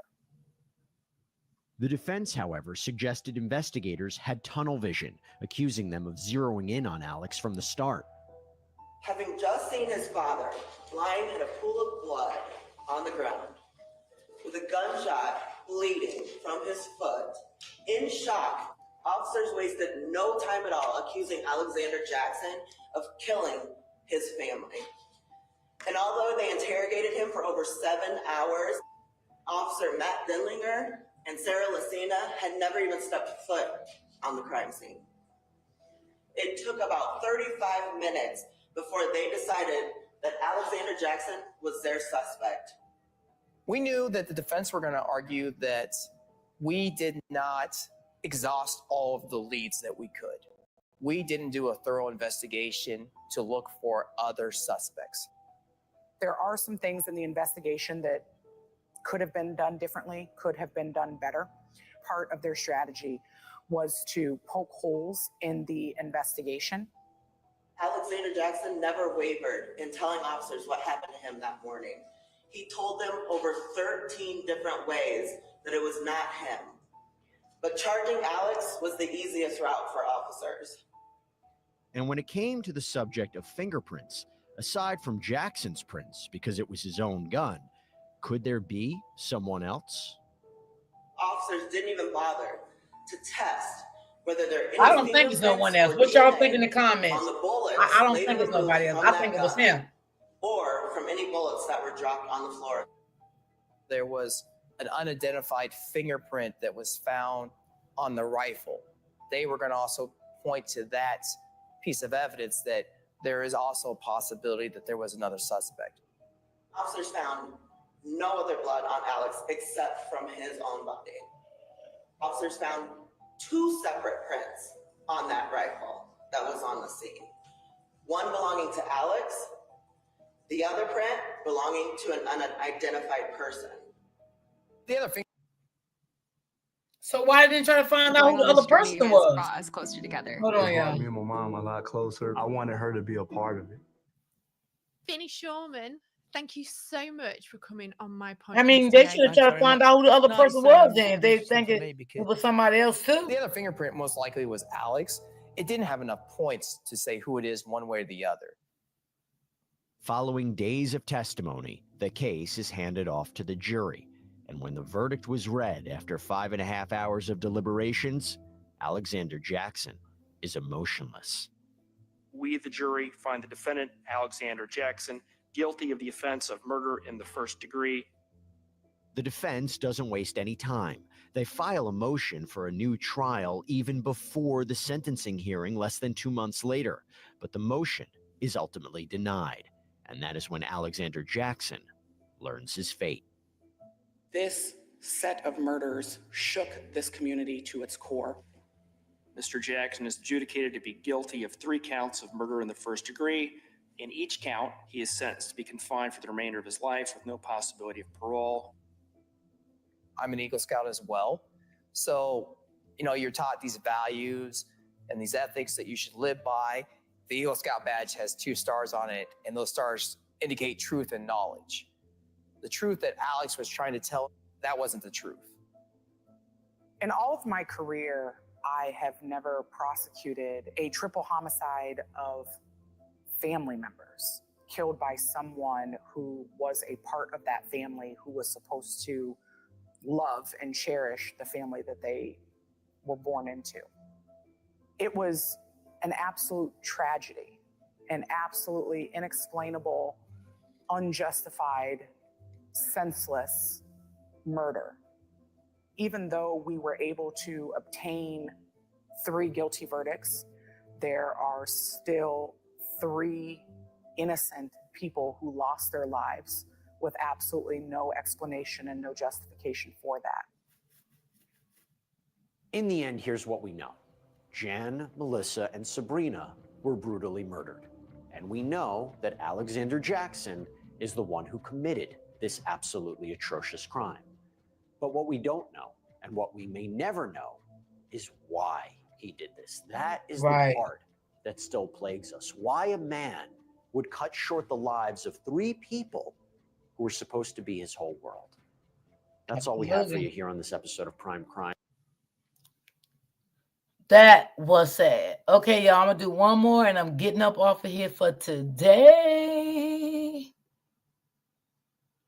Y'all, I just show y'all stuff that's really going on out here in this world today or took place already. You just, baby, your own kids. Ooh, Lord. Your own kids.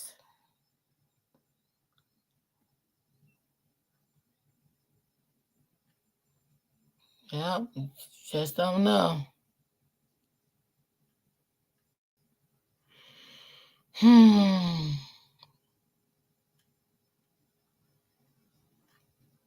gonna find one that's not too long.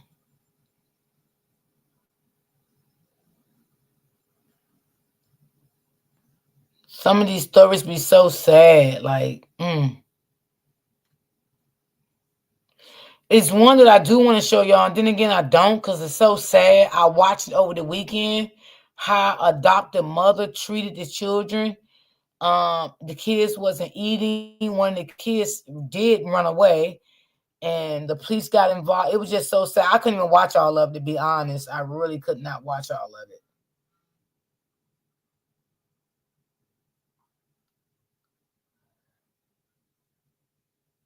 Let me see.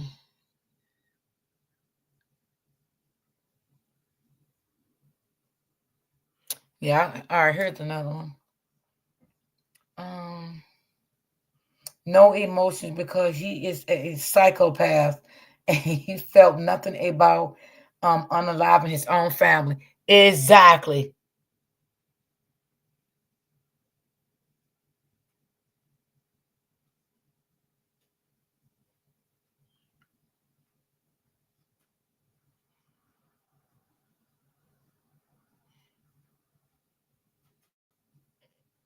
Those with Robinhood Gold can enjoy a 3% IRA match. Tremendous. It appears that they were married for approximately 10 years, and for all intents and purposes, basically had the all-American family. An all-American family found dead in their home. You know It's a what? tragedy that's shaken a community. I think I did this one already. Yeah, I remember that one. Yeah, he didn't show no sympathy at all. He didn't care. Yeah.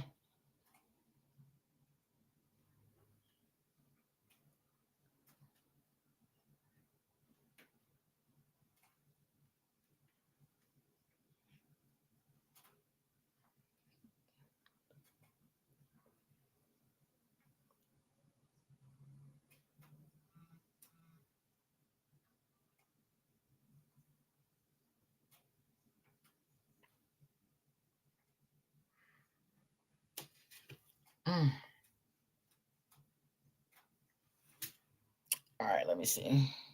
An Indiana man is in jail after police said he admitted to killing his pregnant girlfriend, but then claimed she did it to herself.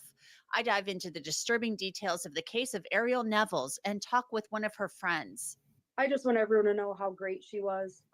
She really was a great person. Welcome to Crime Fix. I'm Anjanette Levy. This case involves the murder of a pregnant woman. She was actually from Indiana, but she had moved to Tennessee. And sadly, that is where she was murdered. No, Joanne, I didn't see that one. Ariel Nevels. She was 30 years old and 7 months pregnant with a baby. You got girl the that she story? Send planned it to to name me. Nova. Ariel's boyfriend, 29-year-old You got it, Miguel send it to Wagner, me. faces 2 counts of first-degree murder and 1 count of felony murder in the death of his girlfriend and unborn child. The investigation started on January 20th. It was a holiday. The Robertson County Sheriff's Office asked officers with the Spring Hill Police Department to check on Ariel Nevels after receiving a phone call. They arrived around 6 a.m. Spring Hill Yeah, Police send that said to me. I'll check officers it out went to the tonight. house and located a 30-year-old woman who had sustained fatal wounds. Ariel Nevels was 7 months pregnant with this child.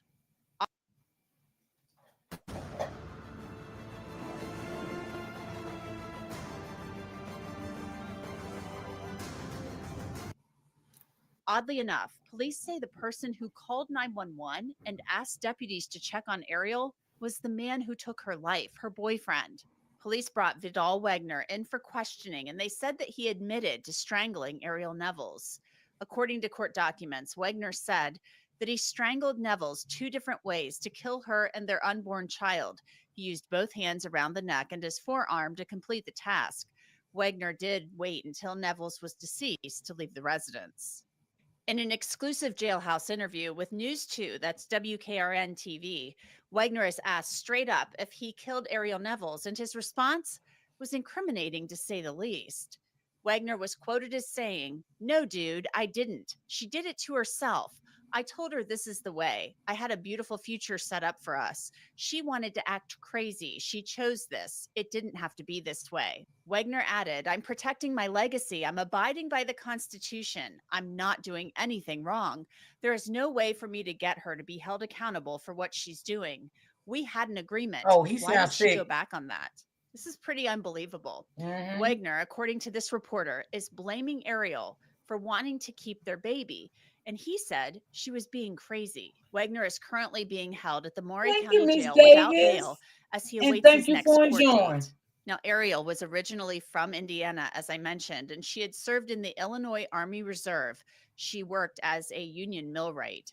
In fact, she and Wagner were both millwrights, repairing heavy machinery. I spoke with Ariel's friend, Paige Davis, about her. I just want everyone to know how great she was. She really was a great person. She was going to be a great mother.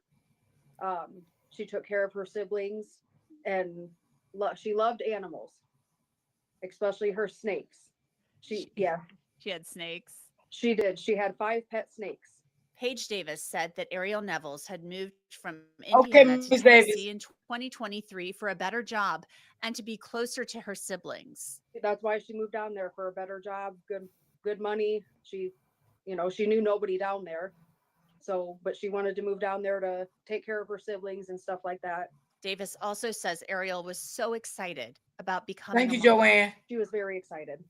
Very excited. She did a early gender test as soon as she found out. She wanted to know what she was having. Oh. She found out it was a girl, so I started saving some girl stuff for my daughter for her, and she was very excited to be a mom. I think that's what she wanted most. I just want her name out there. I want the legacy of Ariel Nova to, go on. I want everyone to know how great she was and how great Nova would have been, and how much of a good mom Ariel was going to be. I want to take a break from this just incredibly devastating story to tell you about one of our sponsors. It's Upside. It's a free app that will get you cash back on things like gas, groceries, we don't and want to hear that right restaurants. now. This is real cash back. It's money that appears on Upside, or scan the QR code that's on your screen. I love Rise mushroom coffee. Hold on, and y'all. not just because I look good drinking it. Hello there. The all-day Helping women in Cincinnati, Ohio. So Amber, thanks so much for coming on. First of all, just your reaction to reading this story. I see so many of these awful, disturbing headlines about women who are pregnant and then their partners are accused of murdering them. It's tragic, and it's far too common, unfortunately. So I thank you for finding a platform to be able to speak out about the injustice here and, elevate the needs of survivors and their services and the need for services. Why are women, it's a leading cause of death among pregnant women is homicide, or a leading manner of death. So why are women at increased risk for homicide while they're pregnant and at the hands of the father of the children or their significant other? Yeah, it's horrible to try to wrap your mind around the dynamics involved in domestic violence. I think the fundamental aspect of the power and control that's involved in these relationships is really what drives the lethality to be increased at times of pregnancy. Domestic violence perpetrators operate under the ability to control every aspect of their, partner's life and increased access to health care or need for attention and increased support from family are all things that perpetrators don't want. So as a person becomes pregnant and wants to acquire these things, then that creates more of a risk for perpetrators to be found out that their behavior is unhealthy or abusive, or for appropriate parties to be able to recognize those red flags and intervene appropriately. This case is particularly disturbing. Vidal Wagner, according to the information that we have obtained from the affidavit, that accompanied the complaint charging him with murder, said that he admitted to strangling Ariel, that he did it 2 different ways, that he used, I think, his hands, and then another way. I mean, he provided some detail here. And then now he's in an interview with a TV station. He's kind of denying it. So, there are a couple of things I want to talk about here. First of all, the strangulation. Hold on, y'all. These commercials be blowing me. they get on my nerve. Strangulation part of this. I know that I have covered a lot of cases where strangulation, that's a way that many people will kill a significant other. Absolutely. Yes, unfortunately, we're trying to work very closely to raise awareness around the lethality involved in that situation, and also increase penalties, within the legal and criminal justice system for folks who are battering their intimate partners and applying, tactics such as strangulation, because that is the highest risk. And lethality will lead to the most danger ultimately, and can have, if the survivor is able to, continue living past that violent incident, could have detrimental impacts on their ability to function throughout the rest of their life. And strangulation, a lot of times, I remember I covered a case when I worked in local news in Cincinnati. There was this woman, poor woman, who was murdered, and her family was trying to pass a bill regarding strangulation in the Ohio State House, because a lot of times when women die by strangulation at the hands of a partner, it's not the first time that this has happened. A lot of times it's happened before, where they've been strangled by a partner. It's like a precursor almost. Like this is something that is not uncommon. I think, again, it's one of those things where as it can be introduced, into a relationship, there can be manipulation on the part of the abuser in that scenario to try to integrate it or reduce some hesitation around it, and apply that as almost if grooming them in preparation for them to not be able to resist or fight once they decide that they want that to end, in a deadly situation. So yes, it is definitely an indicator of high lethality, and doing lethality assessments as advocates are coming into contact with survivors and pointing out the concern, if that is something that has occurred to them, is something that has to be done so that survivors themselves can understand, the escalation that can occur from that and where it could end with fatal consequences. This man, Vidal Wagner, gave a pretty revealing television interview to a TV station down there in Tennessee. And he apparently was asked very directly by this reporter, "Did you kill her?" And he said something to the effect of, "What did I do?" And took a long pause and said, "No, dude, I didn't. She did it to herself. I told her this is the way. I had a beautiful future set up for us. She wanted to act crazy. She chose this. It didn't have to be this way." And then the reporter follows up and asked, so you were mad that she got pregnant? To which he replied, listen, when I started that relationship, I told her, if we get pregnant, are we going to do something about it? And she said, yeah. She found out 10 weeks Yes, in. She said, I Lisa. want to keep it. I'm like, didn't we have that conversation? I'm not doing this. She said, yeah. That is just stunning to me. I was flabbergasted when I read that. I mean, he didn't have to stay. Yeah, he did not. No. And I think it's a perfect illustration for the way abusers gaslight and deflect any responsibility Exactly. off of themselves and project it onto, Yep. their Gaslighting, victims in these projecting. Yep. situations. It can happen from, just blaming them for not having, the children dressed, the dinner fixed, blaming them for the consequence of the act of violence that they receive from the hands of that abuser. So it really illustrates very, very clearly that even in death, he's still gaslighting and projecting blame onto the victim in this situation instead of, owning the tragic consequences of his actions. Right. Wagner was quoted as saying by the TV reporter that, basically he's protecting his legacy. I'm abiding by the Constitution. I'm not doing anything What legacy wrong. he There's had? no way for me to get her to be held accountable for what she's doing. We had an agreement. Why did she go back on that? I mean, that's just shocking to me. I mean, I can't imagine, if all of this is 100% true, and obviously this guy is innocent until proven guilty, he has rights as anybody else does. I find it hard to believe that this happened just out of the blue, in a vacuum. There had to be something leading up to this. If I were a gambling woman, I would say that this is not the first time that there has been violence present in this relationship.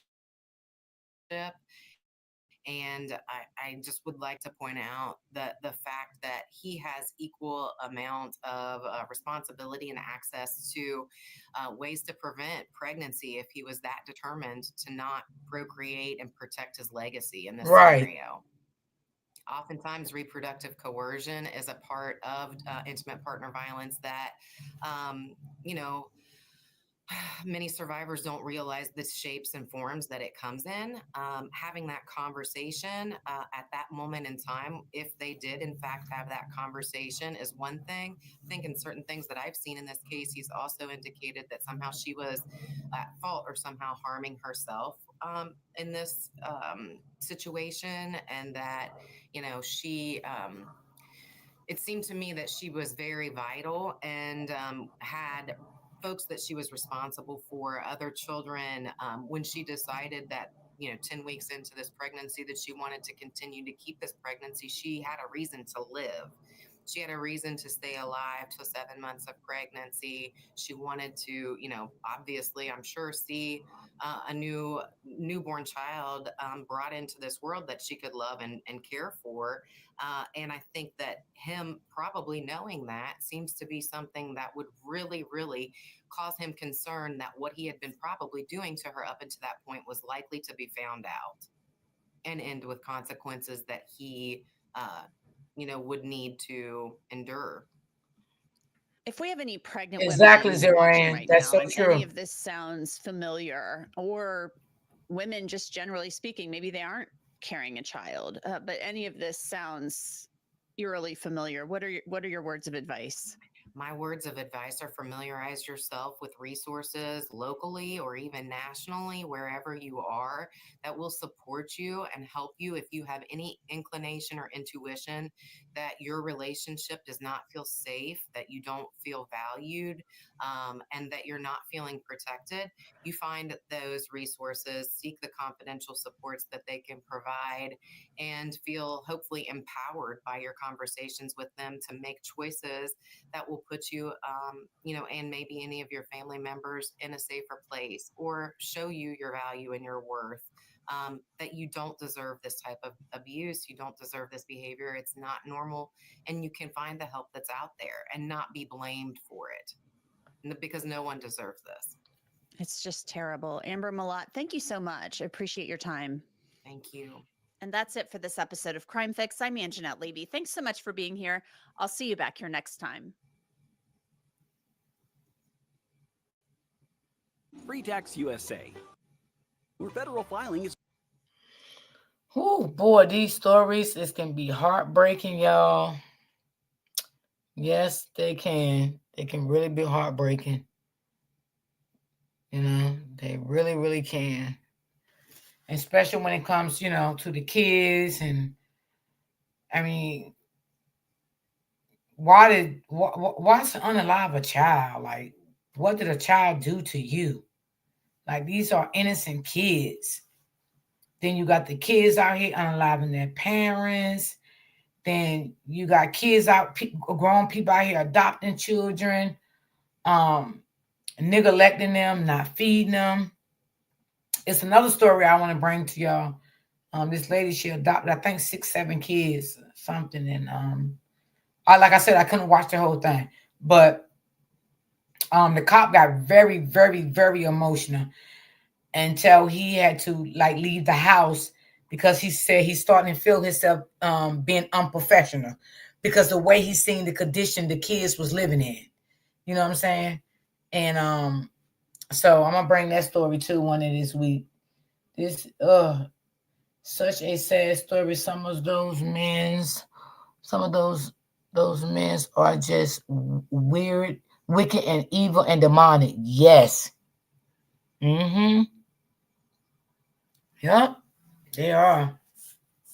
It's some real stuff going on. And the other day, I was in this guy that covers stories like this too. I was in his chat, and somebody asked him like, "Why you keep playing the same stories?" So somebody in the chat was like, "Well, he's not actually playing the same stories, and if he is, he probably playing it for people that didn't know about it." And the lady said, "Thank you, because I never knew anything about this story." Now, y'all, I do have another story, but I'm not going to do it today because I got to go back and find the story. I was listening to the story before I came live, right? This, and I even got to find out where it was at. Oh my God, y'all. I really have to find out where was that story. But that story, right? I don't know. I may have time to play it some more if I can go back and find it, because I already got 2 stories set for tomorrow. That story is going to mind y'all. It have a lot of similarities to the story of the 13-year-old girl that went missing in Michigan. Okay? And a lot of people in the comments was like, "Oh my God, this sounds like the same story from Michigan." I got to go back. I got to find that story because I was listening to that story before I came live today. But I had to cut it off because I came live. But I think I can remember where I seen it at. I got to look. I got to just look and see where was that story at. But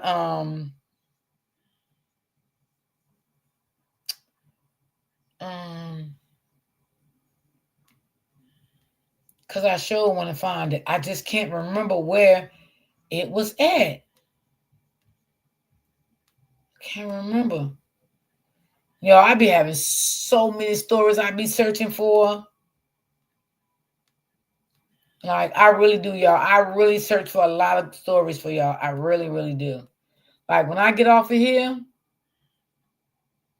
I do. Y'all think I be lying? Man, I be tired too. But I do it to bring y'all stories. But I got to go back. I got to go back and find it because I can't remember where the story was at.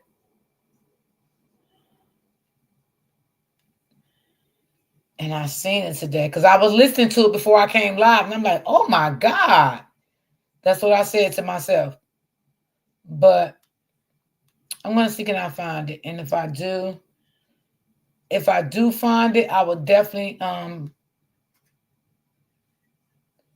play it tomorrow.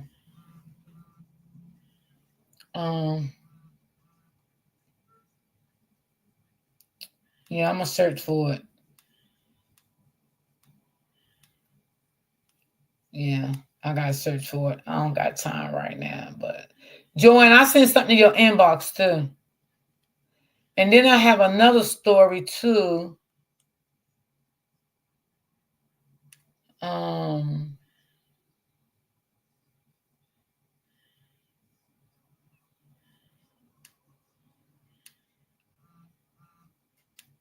Yeah, I'm gonna have to find that story. Yeah. I'm definitely gonna have to find that story. See, if I would have screenshotted it, I would have knew what to go right back to. Because sometimes I do that when I got too many stories. I screenshot it so I know where I seen it at and I can go back to it. But I didn't do it because I was right there ready to start my live. So I'm gonna find it again.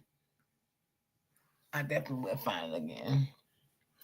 So y'all, thank y'all for timing in with me. I hope y'all enjoyed the live today. Y'all, it's a lot of things to think about when it comes to daycares, dating, your children. I mean, I know sometimes you gotta love your kids now. They're your kids, but don't ever say what your children want to do. And that's what's wrong with a lot of parents out here today. They'll say, my child won't ever do this. My child won't ever say that. You don't know what your child will do when they're not in the mix of you. You don't know what your child will say when they're not in the mix of you. Of course, they will give you probably respect because you are their mother. But what I'm saying, you never know what they'll say to you or do to you if they get angry enough. Not saying your child have a mental issue, because your child might not have a mental issue. What I'm saying is people can act off emotions so fast in a split of a second, a blink of an eye, something can deadly happen. That's what I'm saying. And you'll be like, my God, I did not know my child was capable of this. So don't ever say what your child won't do to you or anyone, because you don't know that. You don't know that. Just say, I raised my child to be the best child that they can be. You know what I'm saying? I won't want them to do this or do that to anyone. But don't say that your child won't never do this and your child won't never do, because you don't know what the hell your child will do in front of you or behind your back. And I'm just being real. You too, Miss Davis. Love you, sis. So just don't never say that, because you don't know. Miss T, do you remember the case that the adopted mom and husband were a pastor?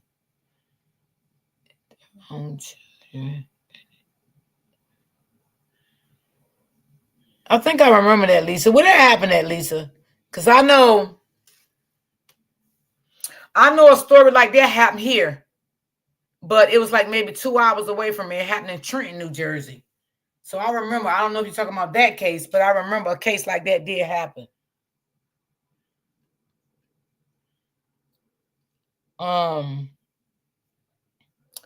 Exactly, Miss D. Yeah, because a lot of people say that, oh, my child won't do that. You don't know what the hell your child will do. You don't know that. You don't know that. Your child can be out here and out somewhere and have an argument with somebody and take somebody's life in a split of a second. You don't know what your child will do. You just don't. So you can't say that. You just got to pray for your children when they're out and about. When they're at work, no matter where they at, just keep them prayed up. You don't know. I mean, you can say something to your child and they'll take your life in a split of a blink of an eye. You don't know. You don't know.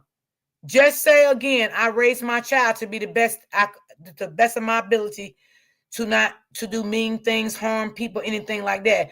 But once a child get grown, they out of your control. You don't have no control over your children or what they do and what they say.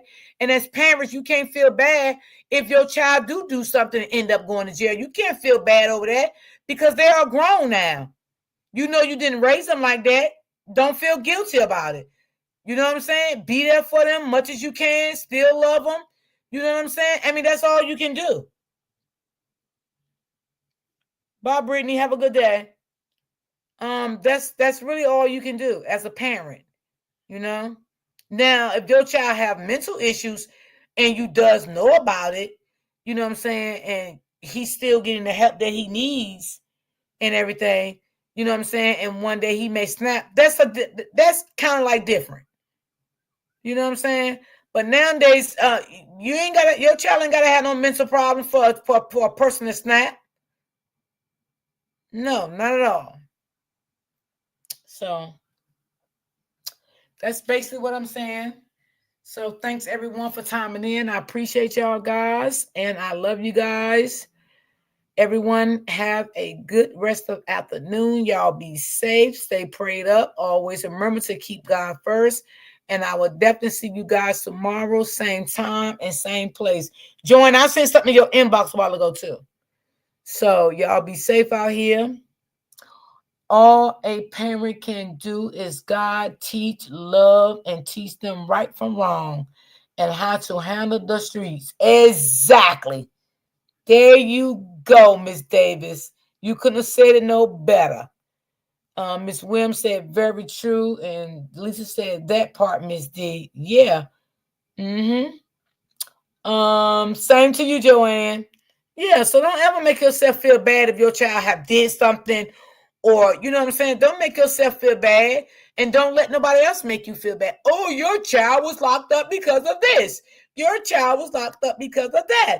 You have no control over your child when they get grown. At all. Period. You will either be there for them or you're not. You understand what I'm saying? All depends on maybe what you got locked up for. Shit. Maybe you may feel some type of way in the beginning. You want to step back as a mother to get you reset your mind because you can't believe they did it. You know what I'm saying? And then after a while, you may step up and be there for them. It all depends on the parent. So never feel bad or never make no one else make you feel bad because your child have been locked up for this and that. You can't. I mean, you got 12 and 13 years old out here nowadays going crazy out here. You can't even feel bad as a parent if they do something. You can only pray for them.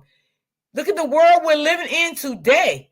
But I will say, if you do have a child that's young, 10, 11, and 12 years old, and you start to seeing signs in them early on, they are still minors. You have an opportunity to get those kids help that they need. I don't care if you got to sign them away until they can get it right. You still have access. When they're 18 and older, you have no more access of trying to get help for them. Because if you try and they don't want it, it's nothing you can do. But when you have a child under 18, you start to seeing signs, because signs going to show.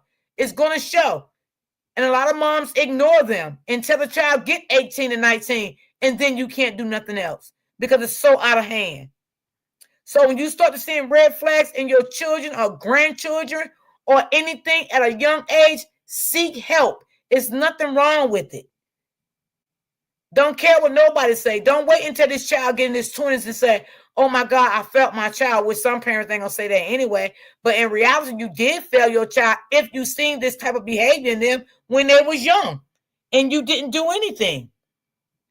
You just thought it was okay. Because what's gonna happen when they get a certain age in life, they'll start beating your ass, bullying you, may, draw a weapon at you or anything at you, So, I mean, you just don't know. I'm just saying, because it's the world that we living in today, y'all. These kids come another breed. I mean, over the weekend here, where I live at in New Jersey, we had an 8-year-old boy got gunned down, okay? And the mayor is not playing. They out to find him. They have a reward out already. They not playing, okay? They have a $50,000 reward out. The little boy was autistic. He was coming home from school Friday, and he got gunned down.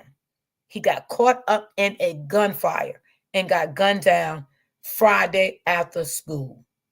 Okay? Right here in my town. And that's sad. That's very sad. And the boy was autistic. Yes, so it's just, y'all, we are definitely living the last days. It's very rough out here. We got to take things more seriously. Wake up and acknowledge what's really going on out here right in the front of our eyes. each and every day. Yep. Joanne, he was an autistic child. He was 8 years old. Yeah. So it is crazy. So y'all have a good afternoon. I love you guys, and I will see you guys tomorrow on the next broadcast. Peace and love.